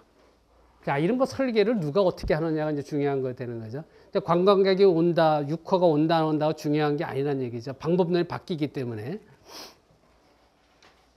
자, 여러분이 이제 그 포켓몬 고를 보셨지만은 혁신적이었죠. 자, 현실에서 여러분들이 가상 괴물을 몬스터를 잡아내는 게임이었었죠. 자, 이런 식으로 이게 CPS의 이제 전형적인 4차 산업혁명의 게임입니다. 그러니까 이제 이 포켓몬 고를 보시고 여러분들이 이거를 내 제품의 전략에 어떻게 응용할까? 자, 여러분이 말이죠. 복지하시는 우리 공무원들 많이 오셨는데, 자, 현실에서 사회적 소외계층 찾아갔어요. 그건 현실이고. 자, 그럼 이분의 뭐가 어렵고 이분을 도와줄 수 있는 방법론을 가상현실을 통해서. 근데 이게 소외계층 독거노인들, 물론 경제적으로 어렵지만 제일 어려운 게 정신적 어려움이거든요. 정신적 어려움은 바로 CPS 가지고 풀어줄 수가 있다는 얘기죠. 그러니까 그런 복제하는 방법론도 포켓몬 고를 보면은 방법론이 생길 수 있다는 거죠. 자, 그래서 뭐 아까도 말씀 교육의 방법론이 이제 빨리 바뀌어야 되고, 뭐 석박사 학위가 중요한 게 아니고 무크에 의해서 이제 다 바뀌게 돼 있고요. 자, 3D 프린터로 이런 거 다 찍어낸다. 당연히 이제 4차 산업혁명이니까 찍어내야 되고, 여러분의 집에서, 여러분의 부엌에서 음식을 찍어내야 되고, 여러분이 원하는 레시피가 자동으로 들어와 주는 4차 산업혁명의 시대죠. 자, 여기서 이제 그게 중요한 게 아니고, 이제 말씀드렸던 대로 이런 건물들, 교량들, 도로, 철도, 터널, 야, 이거 뭐 무궁무진해요. 무궁무진. 자, 제가 뭐 나중에 뭐 수업을 할 거, 오늘 4차 산업 이거 소개만 하는 거고요. 나중에 제가 하겠지만은, 여러분 뭐 이런 아파트를 찍어낸다고 하고 이런 주택, 요게 4층짜리인데 요게 하루에 찍더라고요. 근데 이제 중요한 거는요. 세계적으로 3D 프린터 건설 시장의 그 독보적인 황제는 중국의 그 윈성그룹의 마윈 회장이거든요. 이분이 여기 한양대학교 찾아왔었는데, 보라시. 없네. 자, 그분이 이제 한양대 왔었어요. 한양대 와가지고 이제 저하고 3D 프린터에 대해서 뭐 했는데, 전 세계에서 제가 볼 때 저분 기술이 제일 나아요. 근데 문제는 그분이 중졸이에요. 그러니까 지금 뭐 박사다, 뭐 대학 나, 이거 무슨 소용이에요? 여러분 3D 프린터 건설 시장의 규모가 어떨 것 같아요? 앞으로 전 세계 건설이 다 이걸로 바뀔 거예요. 당연히 이걸로 바뀌어야 돼요. 아까 말 공기와 예산이 60% 줄어든다는데 이거 안 할 사람이 어디 있어요? 전 세계에서. 이 기술의 독보적인 이 친구가 중졸이다. 그러니까 지금 말씀드린 중졸이 중요한 게 아니고 뭘 할 수 있다가 중요한 거니까 여러분들도 제가 봐서 죄송하지만 지금 연배가 뭐 70대다 80대다 중요한 게 아니란 얘기죠. 1, 2년에 승부가 나는 게 이쪽 세계다라고 보시면은, 자, 이거에 의해서 여러분 이 터널이 만약 대관령 가는 터널이 20km다. 그 무슨 상관에 3D 프린터가 지가 20km라 하더라도 뭐 한 달 내에 찍어낼 텐데 저거. 교량이 지금 이거 지금 강규량이거든요. 이거 남들이 보면 이거 용접한다고 좀 착각하고 있거든. 용접하는 게 아니라 프린팅하고 있는 거예요 지금. 자, 그래서 뭐 실제로 이런 시대고 뭐 제가 최근에 특허가 나와가지고 이제 구조물 건설이나 3D 프린팅 장치에서 특허가 쭉 다 나왔고요. 너무나 큰 사업이죠. 대한민국 빨리 해야 되고요. 그러니까 여러분들께서도 사업 빨리 들어가시는 게, 그러니까 지금 거푸집이 없잖아요. 거푸집도 없고 동바리도 없고 지가 이렇게 그냥 찍어나 계속 24시간 내에 저렇게 찍어내 프린트를 하는 거죠. 콘크리트를 쏴도 흐르지를 않잖아요. 그러니까 이 콘크리트의 강도라든가 부착력이라든가 이 제어적 특성이 굉장히 중요하죠. 뭐 이런 것도 나중에 건설 분야 도시 할 때 제가 수업을 할 거고요. 자, 뭐 저런 식으로 실제 찍어내는 게 현실이다. 그러니까 콘크리트를 찍어낸다는 게, 그러니까 여러분도 이거 생각해야 돼요. 제가 3D 프린터를 제일 처음 한 게 5년 전에 했거든요. 그럼 내가 왜 5년 전에 했냐? 여러분도 똑같이 생각하셔야 되는데, 5년 전에 3D 프린터가 나와서 뭐 신발 찍는다, 구두 찍는다 한다고 하더라고요. 근데 뭐 할 수 있다에 도자기가 나오더라고요. 도자기를 3D 프린터로 찍는다는 게 도자기는 흙인데 흙이 되면은 콘크리트도 된다라고 저는 생각했습니다. 그래서 이제 5년 전에 3D 프린터 학원에 가서 배우면서 시도를 해봤어요. 그때는 제가 이제 실패하고 2년 지나서 제가 이제 특허부터 우선 내놓고 그래서 특허 냈더니 이제 이게 2년 반에 걸쳐서 이제 나왔죠. 그러니까 똑같은 상황에서 저는 이제 특허를 냈고 여러분들은 안 냈고 차이죠. 그러니까 여러분들께서도 좀 이 창의적인 아이디어 발굴이 중요하다는 거 제가 한번 말씀을 드리는 거고요. 자, 뭐 미국에서 하고 있는 지금 이 코모란트라는 프로젝트예요. 아까도 말씀드렸다시피 이제 전투기에다가 드론 싣고 가고 잠수함에다가 이 드론을 싣고 가거든요. 요 프로젝트에서는 잠수함에다가 16대가 들어가더라고요. 16대가 들어가 가지고 요것도 이제 지가 이제 드론이 나와 가지고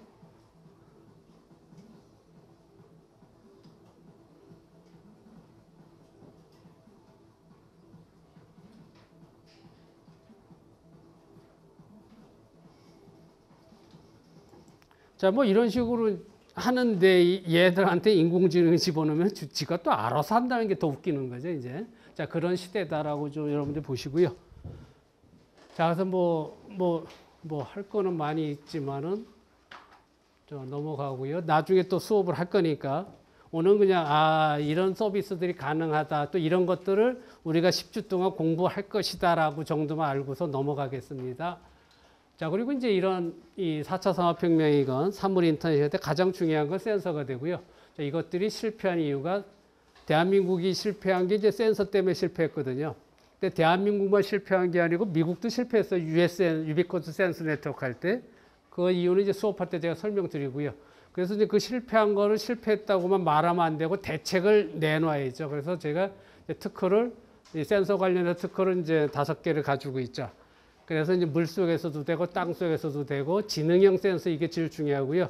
사물 인터넷 센서 있고 날아다니는 센서 있고요. 뭐 이런 플랫폼 특허를 가지고 있습니다. 그러니까 여러분들이 제가 컨설팅 해드리는 게 제가 특허를 가지고 있고 이건 되거든요.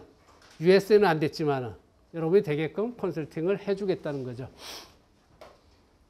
자, 사물 인터넷은 이제 여러분 수업을 할 것이고요. 이게 사물 인터넷이 4주차에 수업을 할 것이고요, 여러분들한테. 그래서 이런 사업들이 구글에서 어떻게 하고 있다라는 것을 할 것이고요. 그래서 실제적으로 이제 한국도 이제 USN 유비쿼터스 할 때는 중소기업이 주도가 돼서 사업이 안 됐지만 지금은 LG, SK, KT가 다 하면서 플랫폼을 다 구축해서 실제적으로 여러분 스마트폰을 통해서 에어컨, 냉장고와 커뮤니케이션 하죠. 지금 현재도. 그러니까 이제 대기업이 하니까 이것들은 이제 서비스 모델이 되고 다 표준화가 됐기 때문에 이제 사업이 되는 거죠, 이제. 그래서 이제 실제 4차 산업혁명에서 아까 인간과 사물 간의 경계가 없어진다고 했는데 실제 대화를 하는 거죠. 자, 그래서 이제 현대건설도 SK텔레콤의 이 플랫폼을 이용해서 이제 사업을 하겠다고 MOU 맺고 이렇게 하고 있죠. 근데 이제 문제는 뭐냐면 건설회사에서 IT를 하나도 모르니까 이걸 그대로 쓰기 때문에 수익 모델의 대부분은 얘들이 가져가는 거죠. 이쪽에서 모르니까. 그러니까 여러분은 그러지 말라는 얘기죠. 이쪽에서 알고서 이걸 써줘야 되는데 그게 아니라 얘들을 가져오니까 수익을 이쪽에서 가져가는 거죠, 지금. 자, 그래서 여러분들 수업 시간에 이제 아두이노라는 이제 사물 인터넷 보드 가지고 이제 직접 가능하면은 여러분들 체험하고 제작해 볼 수 있는 시간을 실제 체험 시간을 가질 겁니다, 제가. 자, 그래서 3D 프린터, 이 친구 여기 있네요. 이 친구가 그 마인 회장이라는 친구고요. 저 기가 막힌 친구예요, 전 세계적. 그러니까 10층 아파트를 아까 말씀드린 대로 짓는 애는 지금 몇 개 없고요. 지금 그래도 이제 많이 조금 발전해서 지금 러시아, 유럽, 덴마크, 미국에도 3D 프린터 이제 스타트업이 생겨나더라고요. 죠 스타트업 생겨나서 괜찮은데 이 친구는 뭐 전 세계적으로 독보적이니까 기가 막힌 얘기를 해요. 무슨 얘기를 하냐면은 자기가 독보적이어서 1년 전에 자기 회사에서 중국에서 세미나 하니까 전 세계에서 사람들 와라라고 이제 그 초청장을 보내는데요. 각 나라에서 딱 2명씩만 찍었어요. 대한민국에서는 저하고 모 건설회사 회장을 찍어서 2명만 와라. 와라는 것도 그냥 오라는 게 아니에요. 2박 3일인데 세미나 참석 비용이 2천만 원이에요. 아니, 그러니까 중국 애들이요. 돈에 대해서는 정말 떼놈이에요. 정말 무서워요. 근데 그 기술 배우려면 2천만 원이야 2억이라도 가야죠. 근데 교수가 연구비도 없는데 그걸 갈 수가 있나. 그래서 저는 이제 안 갔는데 그 대신 이제 저는 이제 특허를 제가 다 가지고 있으니까 이제 아무 걱정 안 하죠. 아무 걱정 안 하는데 저 중졸 그게 중요한 게 아니라 정말 이 기술만은 하고요. 여러분들이 혹시 오늘 집에 가셔서 그 유튜브에서 중국 3D 프린팅 콘크리트 건설 이 회사 이름 윈선이에요. 뭐 치면은 아마 유튜브의 동영상에서 이거 제작 과정이 나올 겁니다. 자, 그래서 뭐 교통이 다 변할 거고요. 그래서 뭐 여러분이 알다시피 테슬라에서 하고 있는 하이퍼루프 얘들의 목표는 4,000마일이죠. 시간당. 지금 이제 뭐 1,000마일 정도 돼서 시속 1,200 정도에서 하고 그러니까 한국도 하겠다고 지금 시작했죠. 철기원에서 국토부하고 함께 시작하겠다고 태스크포스 구축해가지고 서울하고 부산 간을 12분에 도착하겠다라고 계획은 지금 이제 들어갔죠. 얘들은 계획이 아니고 실증 테스트를 거쳐서 상용화가 2019년 뭐 그러고 있죠, 제가. 그리고 중국에서 이제 드론이 무인 드론 택시가 나왔죠. 무인 드론 택시가 나와가지고 저기다 인공지능 넣어가지고 이제 자기가 목표를 설정하게 되면은 목적지까지 드론을 타고서 가는 택시가 이게 그 CES에서 아마 나왔죠, 저게. 그리고 이제 무인 자율주행 자동차가 말씀드린 군집주행 해가면서 네트워크돼서 자동차. 이건 벤츠거든요. 벤츠에서 지금 차량이 나온 거고요. 그러니까 세상이 바뀌었는데 여러분은 변하지 않으면 계속 원시인 상태로 계신 거거든요. 원시인도 살긴 좋아요. 뭐 아무 오용 없으니까. 그런데 국가를 생각하고 여러분 기업을 생각하면 그건 아니죠. 자, 그래서 도시에 대해서 여러분이 공부를 할 거고요. 이제 4차 산업혁명의 도시가 뭐냐. 그 사람들이 스마트 시티 얘기를 많이 해도 전 세계적으로 이 4차 산업혁명 스마트 도시가 뭐라는 건 하는 데는 전 세계 아무도 없거든요. 저는 이 정도를 하기 때문에 당연히 이제 뭐 제일 자신 있는 분야죠, 이게. 그래서 뭐 이거에 대해서 공부를 여러분들이 할 것이고요. 4차 산업혁명 도시가 이런 거다 한번 읽어보시고요. 그리고 말씀드린 대로 인공지능에 의해서 도시통합관제센터가 다 바뀔 것이고, 그리고 이제 뇌파를 일궈내서 치안과 보안에 있어서 다 할 수 있다는 걸 실제 제품을 보여드릴 거고요. 이 건축에 있어서 스마트 홈, 스마트 카가 네트워킹 돼서 군집한다는 거, 뭐 이런 것도 또 수업을 할 것이고요. 뭐 교량이 아까 말씀드린 교량도 이제 제가 하고 싶은 건 그게 여러분들 뭐 건설회사 하신 분들 계시는데, 자, 여러분 시스템하고 플랫폼은 전혀 틀리거든요. 그러니까 지금 안드로이드는 결정적인 오픈 플랫폼이잖아요, 그죠? 그러니까 안드로이드 보게 되면 전 세계 스마트폰에 거의 90%는 깔렸고, 전 세계 200개 나라의 스마트폰에 다 깔렸잖아요. 그럼 우리가 지금 우리 교량을 보게 되면 한강사의 교량이 지금 서울시에 23개가 있거든요. 23개에 다 모니터링 하는데 각각 시스템이 다 틀려요. 근데 들어가는 인풋 데이터는 거의 똑같고 나오는 아웃풋도 똑같거든요. 그럼 이 교량을 오픈 플랫폼으로 만들게 되면 한강사의 교량을 안드로이드처럼 플랫폼을 통일시키면서 전국의 교량을 다 통일시키고 전 세계 교량을 다 쓸 수가 있죠. 그와 같은 방법으로 댐도 만들 수 있고 도로도 만들 수 있고 항만도 공항, 건설의 모든 분야를 사물인터넷과 인공지능에 의해서 오픈 플랫폼 하게 되면 대한민국의 전 세계 경제를 석권할 수가 있죠. 자, 그래서 그런 방법론이죠. 지금 인공지능 가지고 사물인터넷 기반에 당연히 이거 할 수 있는 거죠. 자, 구조물의 안전진단 유지 관리를 하는 방법론, 뭐 이거 나중에 제가 설명드릴 거고요. 그리고 이제 이게 쓰레기죠. 쓰레기, 여러분 그 중동의 마스다르가 탄소 제로 도시죠. 탄소 제로 도시 하듯이 가장 중요한 게 이제 쓰레기를 제로 시켜야 되거든요. 그러니까 쓰레기를 제로를 어떻게 해야 되느냐, 그것이 바로 스마트 웨이스트 그리드죠. 그러니까 스마트 웨이스트 그리드 해가지고 쓰레기를 제로로 해서 자원을 최적화시켜 가지고 지구 온난화와 탄소 배출권을 이제 최소화시키는 거죠. 그러니까 이런 플랫폼이 있고 이런 것도 이제 특허가 돼 있어 가지고 여러분이 이제 사업할 수 있는 분야가 되겠습니다. 자, 뭐 복지에 한 장 딱 집어넣는 나중에 할 것이고요. 그러니까 복지라는 게 말씀드린 대로 어려운 사람이 있고 소외계층인데 내가 어렵다 하기 전에 어려운 사람의 위치를 이제 위치 기반이 되잖아요. 위치 기반이 되니까 이제 앓을 수가 있고, 복지라는 걸 갖다 꼭 국가에서 지자체에서 해결하는 거는 옛날 방법이고요. 이제 좀 여유 있는 시민들, 국민 속에서 뭐 도네이션 개념으로서 가장 가까워서 그걸 매칭을 시켜줄 수가 있죠. 플랫폼 상에서. 그러니까 예를 들어서 제가 우리 한양대학교 교직원 식당에서 오늘 저녁을 먹었는데, 예를 들어서 100명을 했는데 오늘 손님이 50명밖에 안 와서 갑자기 50명이 남았잖아요. 그 푸드뱅크를 통해서 여기서 띄우고 저쪽에서 필요한 사람을 매칭을 시켜주면서 가장 가까운 사람, 그리고 배달만 집어넣어주면 가장 필요한 사람한테 이 여유 있는 음식이 갈 수가 있죠. 그러니까 복지라는 게 꼭 물질적 어려운 사람만 찾지 말고, 지금 현대 시대에는 정신적 어려운 사람도 같이 해결을 해줘야 되거든요. 그러니까 어려운 사람들을 찾아내는 것, 위치 기반에 알아낼 수가 있고, 그걸 도와주려는 사람도 있다는 거죠. 그걸 매칭해주는 플랫폼만 구축해주면 자동으로 돌아가고, 그런데 여기서 중요한 거는 봉사하시는 분들을 사회적으로 인증을 해줘야 돼요. 봉사했다 박수만 치면 끝나면 안 되고, 짜장면 배달하는 친구가 한 달에 70만 원을 기부를 했는데 박수 치고 신문에 한번 난 게 끝나는 게 아니라 그 친구의 평생을 보장해 줘야 되고, 그 친구를 뭐 취업이건 군대건 뭔가 사회에서 인증을 해줘서 그런데 도움이 되게 하면은 모든 사람이 그런 행동을 하게 되죠. 그러니까 복지가 사회 참여형, 국민 참여형 복지가 돼야 되지, 정부 주도형 복지는 안 된다는 거죠. 그건 한계가 있다는 거죠. 제 생각에는. 그거를 플랫폼 상에서 하면 되는 거고요. 자, 인공지능 헬스케어에 대해서 뭐 여러분들이 이제 4차 산업혁명에서는 개념이 전혀 틀리거든요. 이거에 대해서도 저희들이 이제 공부를 할 것이고요. 그리고 지금 뭐 인공지능 청진기가 사물인터넷 개념에 나와 있고요. 인공지능 간호사도 나와 있거든요. 그러니까 복지 같은 거에 소외계층에 갔을 때 인공지능 간호사가 가서 간호해 주면 되죠.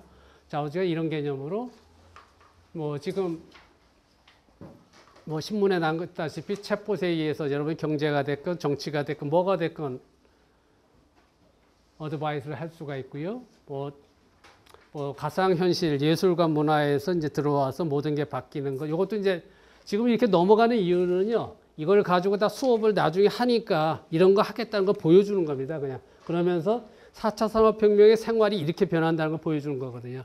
그러니까 지금 시대에 여러분들 제사 지내는 거 아무 의미가 없죠. 지금 예를 들어 손자들이, 꼬마들이 증조할아버지가 어떻게 생겼는지 모르고 그분이 뭐 했는지 모르잖아요. 그래도 절만 꾸벅하잖아. 그럼 며느리는 또 제사 음식 차리기도 싫어하고, 또 교통 체증 속에서 그 성묘 가기도 힘든데, 이거를 가상현실 속에서 이분의 훌륭한 고인의 인생 여정을 다 후손들에 다 보여주고, 이분의 훌륭한 업적이라 유언을 다 가상현실에서 아바타를 통해서 다 자손들한테 보여주고, 이 사람을 제사를 가상현실 속에서 향도 피우고 음식도 올리고 절도 하고요. 고인과 결정적으로 인공지능을 통해서 대화할 수가 있죠. 이런 플랫폼을 구축할 수가 있죠.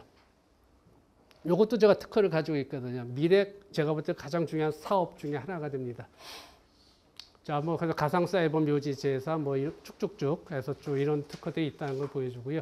그리고 이제 뭐 농업에 대해서도 제가 할 건데, 뭐 농업축산업 쪽이 사물인터넷 인공지능에 의해서 확 바뀌었어요. 지금 확 바뀌어가지고 예를 들어서 지금 뭐 장애인들도 농장을 할 수 있다는 얘기. 왜? 사물인터넷 인공지능 로봇이 알아서 해주니까. 그러니까 이제 아무리 농업을 몰라도 여러분이 귀농한다 하더라도 할 수 있는 플랫폼들이 이미 나와 있는 게 있거든요. 자, 그런 것들이 어떻게 된다는 것도 제가 설명을 드릴 것이고, 그 스마트 축사가 어떻게 되고, 사물인터넷 개념으로 얘들의 센서가 들어가가지고 얘들을 발전기를 찾아내고 조류독감 구제역을 스스로 찾아내서 예방을 할 수가 있고요. 자, 그런 개념. 자, 그런 개념에서 이 농축산업이 싹 바뀌어야 되는 거죠. 자, 그러면서 이제 농업에 있어서 이제 더 이상 이제 이렇게 하는 게 아니라 이와 같이 이제 CPS라는 개념으로 제가 바뀌거든요.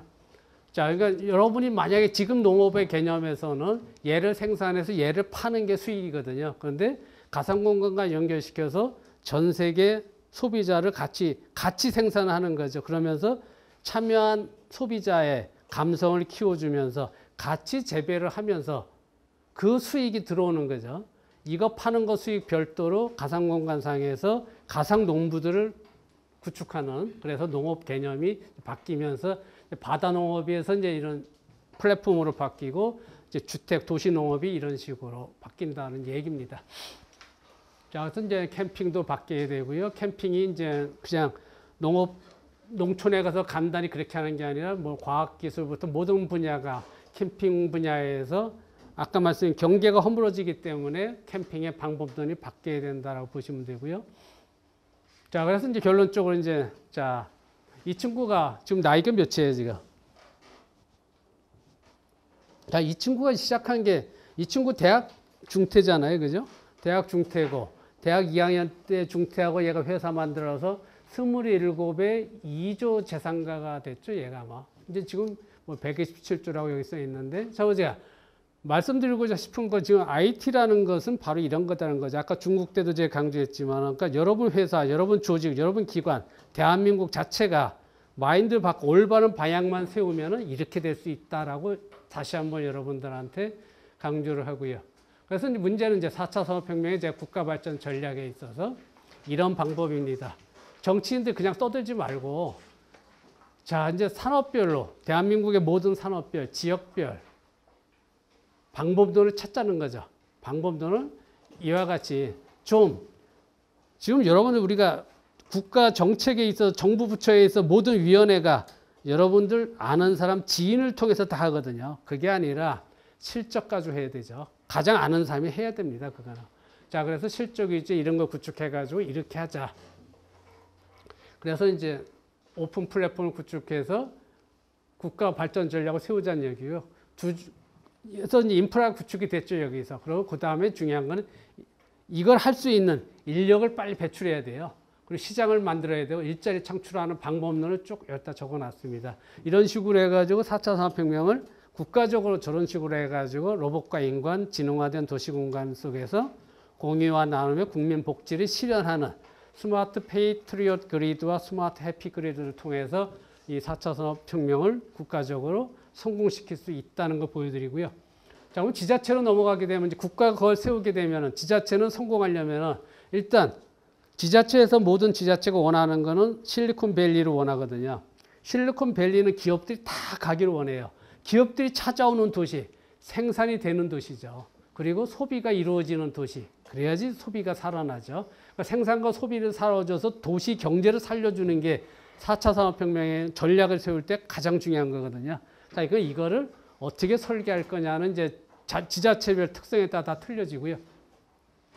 그래서 여러분들이 뭐 자료 드렸으니까 자, 이런 걸 가지고 여러분들이 국가적으로 이제 지자체에서 4차 산업혁명의 틀을 잡아낼 수가 있고요. 여기와 관련된 건 제가 특허를 웬만한 건 지금 가지고 있고요. 자, 그래서 여기에 할 수 있는 사업들 쭉 정리를 했습니다. 우선 도시, 일자리 창업 생태계부터 쭉 어떻게 해야 된다. 그 다음에 사회 기반 시설이 어떻게 변해야 된다. 그 다음에 이제 교육과 행정이 이렇게 바뀌어야 된다. 예술, 문화, 종교, 도시통합관제센터. 자, 대한민국의 모든 산업들 정리하고 요게 한 40장 되는데 다 빼고 요것만 가져왔거든요. 그러니까 여러분들이 이제 국가 전략이 필요하시다 하면 나중에 제가 말씀드린 자본주의 5.0 신개념 4차 산업 경제할 때 설명을 드리도록 하고요. 자, 이런 식으로 4차 산업혁명이 중요한 게 아니라 어떻게가 중요하다는 얘기죠. 그래서 어떻게를 이렇게 여러분들이 세울 수가 있고요. 자, 여러분이 이제 이런 것들 혼자 못 하시거든요. 그럼 한양대학교가 여러분들 도와드릴 수가 있다라고 해서 한양대학교가 산학협력하는 협약을 맺고서 여러분들 할 수 있게끔 도와드린다 하는 거 이 협약서 내용 중에 하나 제가 집어넣어 놨고요. 자, 그래서 뭐 4차 산업혁명은 이제 이와 같이 이제 사회가 변하고 제가 조금씩 그 사업 모델들을 적어 놨는데 이제 그런 것들을 통해서 여러분들이 여러분 회사건, 여러분 공공기관이건, 개인이건 컨설팅 최고의 과정이에요. 그러니까 여러분이 저한테 물어봐야 되고 숙제를 통해서 여러분들이 저한테 숙제를 내줘 제가 여러분한테 답을 드릴 거거든요. 이 정도 제가 지금 가지고 있는 건 특허를 보니까 제가 한 40개 가지고 있고요. 다 바이오부터 나노부터 뭐 사물 인터넷, 로봇, 드론, 뭐 웬만 아바타, 가상현실, 증강현실 웬만한 거 다 가지고 있기 때문에 여러분이 뭘 원해도 되거든요. 그리고 출원주인 게 한 12개 되는데 여러분이 뭘 생각해도 이미 다 돼 있거든요. 그러니까 여러분 사업하는 걸 컨설팅하면서 도와드리겠다는 얘기죠. 근데 그게 저는 교수기 때문에 제가 사업하는 게 아니고요. 사업은 여러분이 하시고 또는 국가가 발전하면 되거든요. 그러니까 여러분들이 거기에 전도사가 되셔가지고 활동을 해주시면 되겠습니다. 뭐 제가 뭐 다른 나라 가서 컨설팅 하는 거고요. 그래도 다른 나라 대통령 총리가 초청해서 갈 정도로 하고는 있는 사람이고요. 뭐 바이오 쪽의 특허라든가 아까 말한 스마트 헬스 그리드, 스마트 카본 그리드, 스마트 웨이스트 그리드, 스마트 워러 그리드, 스마트 디자스터 그리드. 그러니까 방제, 뭐 물, 수자원, 쓰레기, 탄소 배출, 건강을 양방향으로 정보를 최적화해서 플랫폼을 만드는 플랫폼들입니다. 자, 뭐 제가 세월호 보고서 이거 특허 낸 거고요. 세월호 이거 특허 나왔더라고요. 이거 또 그 세월호 보니까 그 그 울돌목 그 조류가 세가지고 첫 번에 그 구호 실패했잖아요. 그걸 로봇 시스템으로 하는 걸 특허 냈더니 그것도 이번에 나왔더라고요. 그 세월호 때문에 전 특허가 2개가 나왔더라고요. 다 사물인터넷으로 집어넣었거든요. 자, 그건 제가 말씀드린 건 여러분이 이걸 가지고 사업하라는 거죠. 자, 쭉 넘어가고요. 쭉 넘어가고요. 뭐 조류독감도 제가 특허 냈고요. 자본주의 국가경제 플랫폼, 사물인터넷 뭐 쭉 이런 거 쭉 냈고요. 이 헬스 아바타도 굉장히 좋은 거고요. 자, 그래서 구글이 하는 걸 보면은 뭐 빌딩 짓는 3D 프린터 들어가 있어요. 핵심 사업에. 식물성 고기 들어가 있고요. 자율주행차 뭐. 자, 구글이 한다는 얘기는 얘들은 투자를 하잖아요. 그래서 이게 미래 생활이 이렇게 된다고 보시면 되고요. 이것뿐만 아니라 이제 2020년대 유망 사업이 이렇게 적혀 있습니다. 이렇게 적혀 있는 건 우리 사회가 이렇게 변한다는 얘기고 이게 4차 산업혁명의 미래라고 보시면 되겠습니다. 그래서 이와 같은 형태로 우리 사회가 변화하는 데 있어서 여러분이 무슨 사업을 하건 어떤 전략을 세우건 어떤 기관에 계시건 이 4차 산업혁명 저희 한양대학교 최고의 과정을 통해서 그거를 구현할 수 있도록 같이 저와 같이 연구하시면 되겠습니다. 뭐 정치 경제에 대해서는 나중에 얘기를 하겠고요. 삼권 분립 자체가 말이 안 되더라고요. 제가 보니까 입법, 사법, 행정이라는 게 있는 사람들의 삼권 분립이더라고요. 이게 12세기 때 영국에서 있는 사람들, 영주들, 지주계급들이 있는 사람들끼리 권력 분립이지 국민들의 권력 분립이 아니더라고요. 국민들이 생각하는 건 일하고 싶고 즐기고 싶고 배우고 싶은 거에 대한 삼권 분립이 더 중요하더라고요. 제가 이걸 주장하고 있고요. 요거에 대해서는 제가 여러분들이 네이버에서 이 국민가상장단 카페 들어가면 이 내용이 다 나와 있습니다. 시간 나실 때 가입하셔서 이거 들어가 보시고요. 국가 시스템이 이 4차 산업혁명에서 어떻게 변해야 된다는 게 쭉 나와 있습니다. 그리고 이제 23기가 이제 다음에 시작을 할 거고요.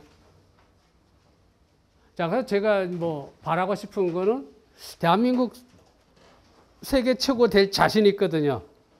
애플, 구글 이길 자신이 있고요. 왜? 인더스트리 4.0을 저만큼 하는 사람도 드물고요. 또 자본주의 5.0을 만들었고요. 이걸 통해서 새로운 것들을 다 융복합 시켰거든요. 그래서 이 22기를 통해서 여러분들을 사업 전선에 내몰고자 여러분들 앞장서시라고 등록금을 다 무료로 해드린 거거든요. 자, 그래서 여러분들께서 협조를 해주시고 여러분들이 이 원웨이를 통해서 사업도 하시고 또 국가에 이바지하고 여러분 기업도 잘 되기를 제가 기원하면서 오늘 이제 개강 특강을 지금 마치는 걸로 하고요. 오늘 이제 공개 특강이라 좀 사람들이 많이 모셨고요. 다음 주부터 이제 22기만 딱 하면서 이제 좀 이게 질문하면서 양방향으로 수업을 제가 하도록 할 겁니다. 그리고 이제 가능하면 이제 수업은 여러분들 이력서 내신 거 보고 여러분의 사업과 관련된 내용을 수업에 제가 하도록 노력을 할 것이고요.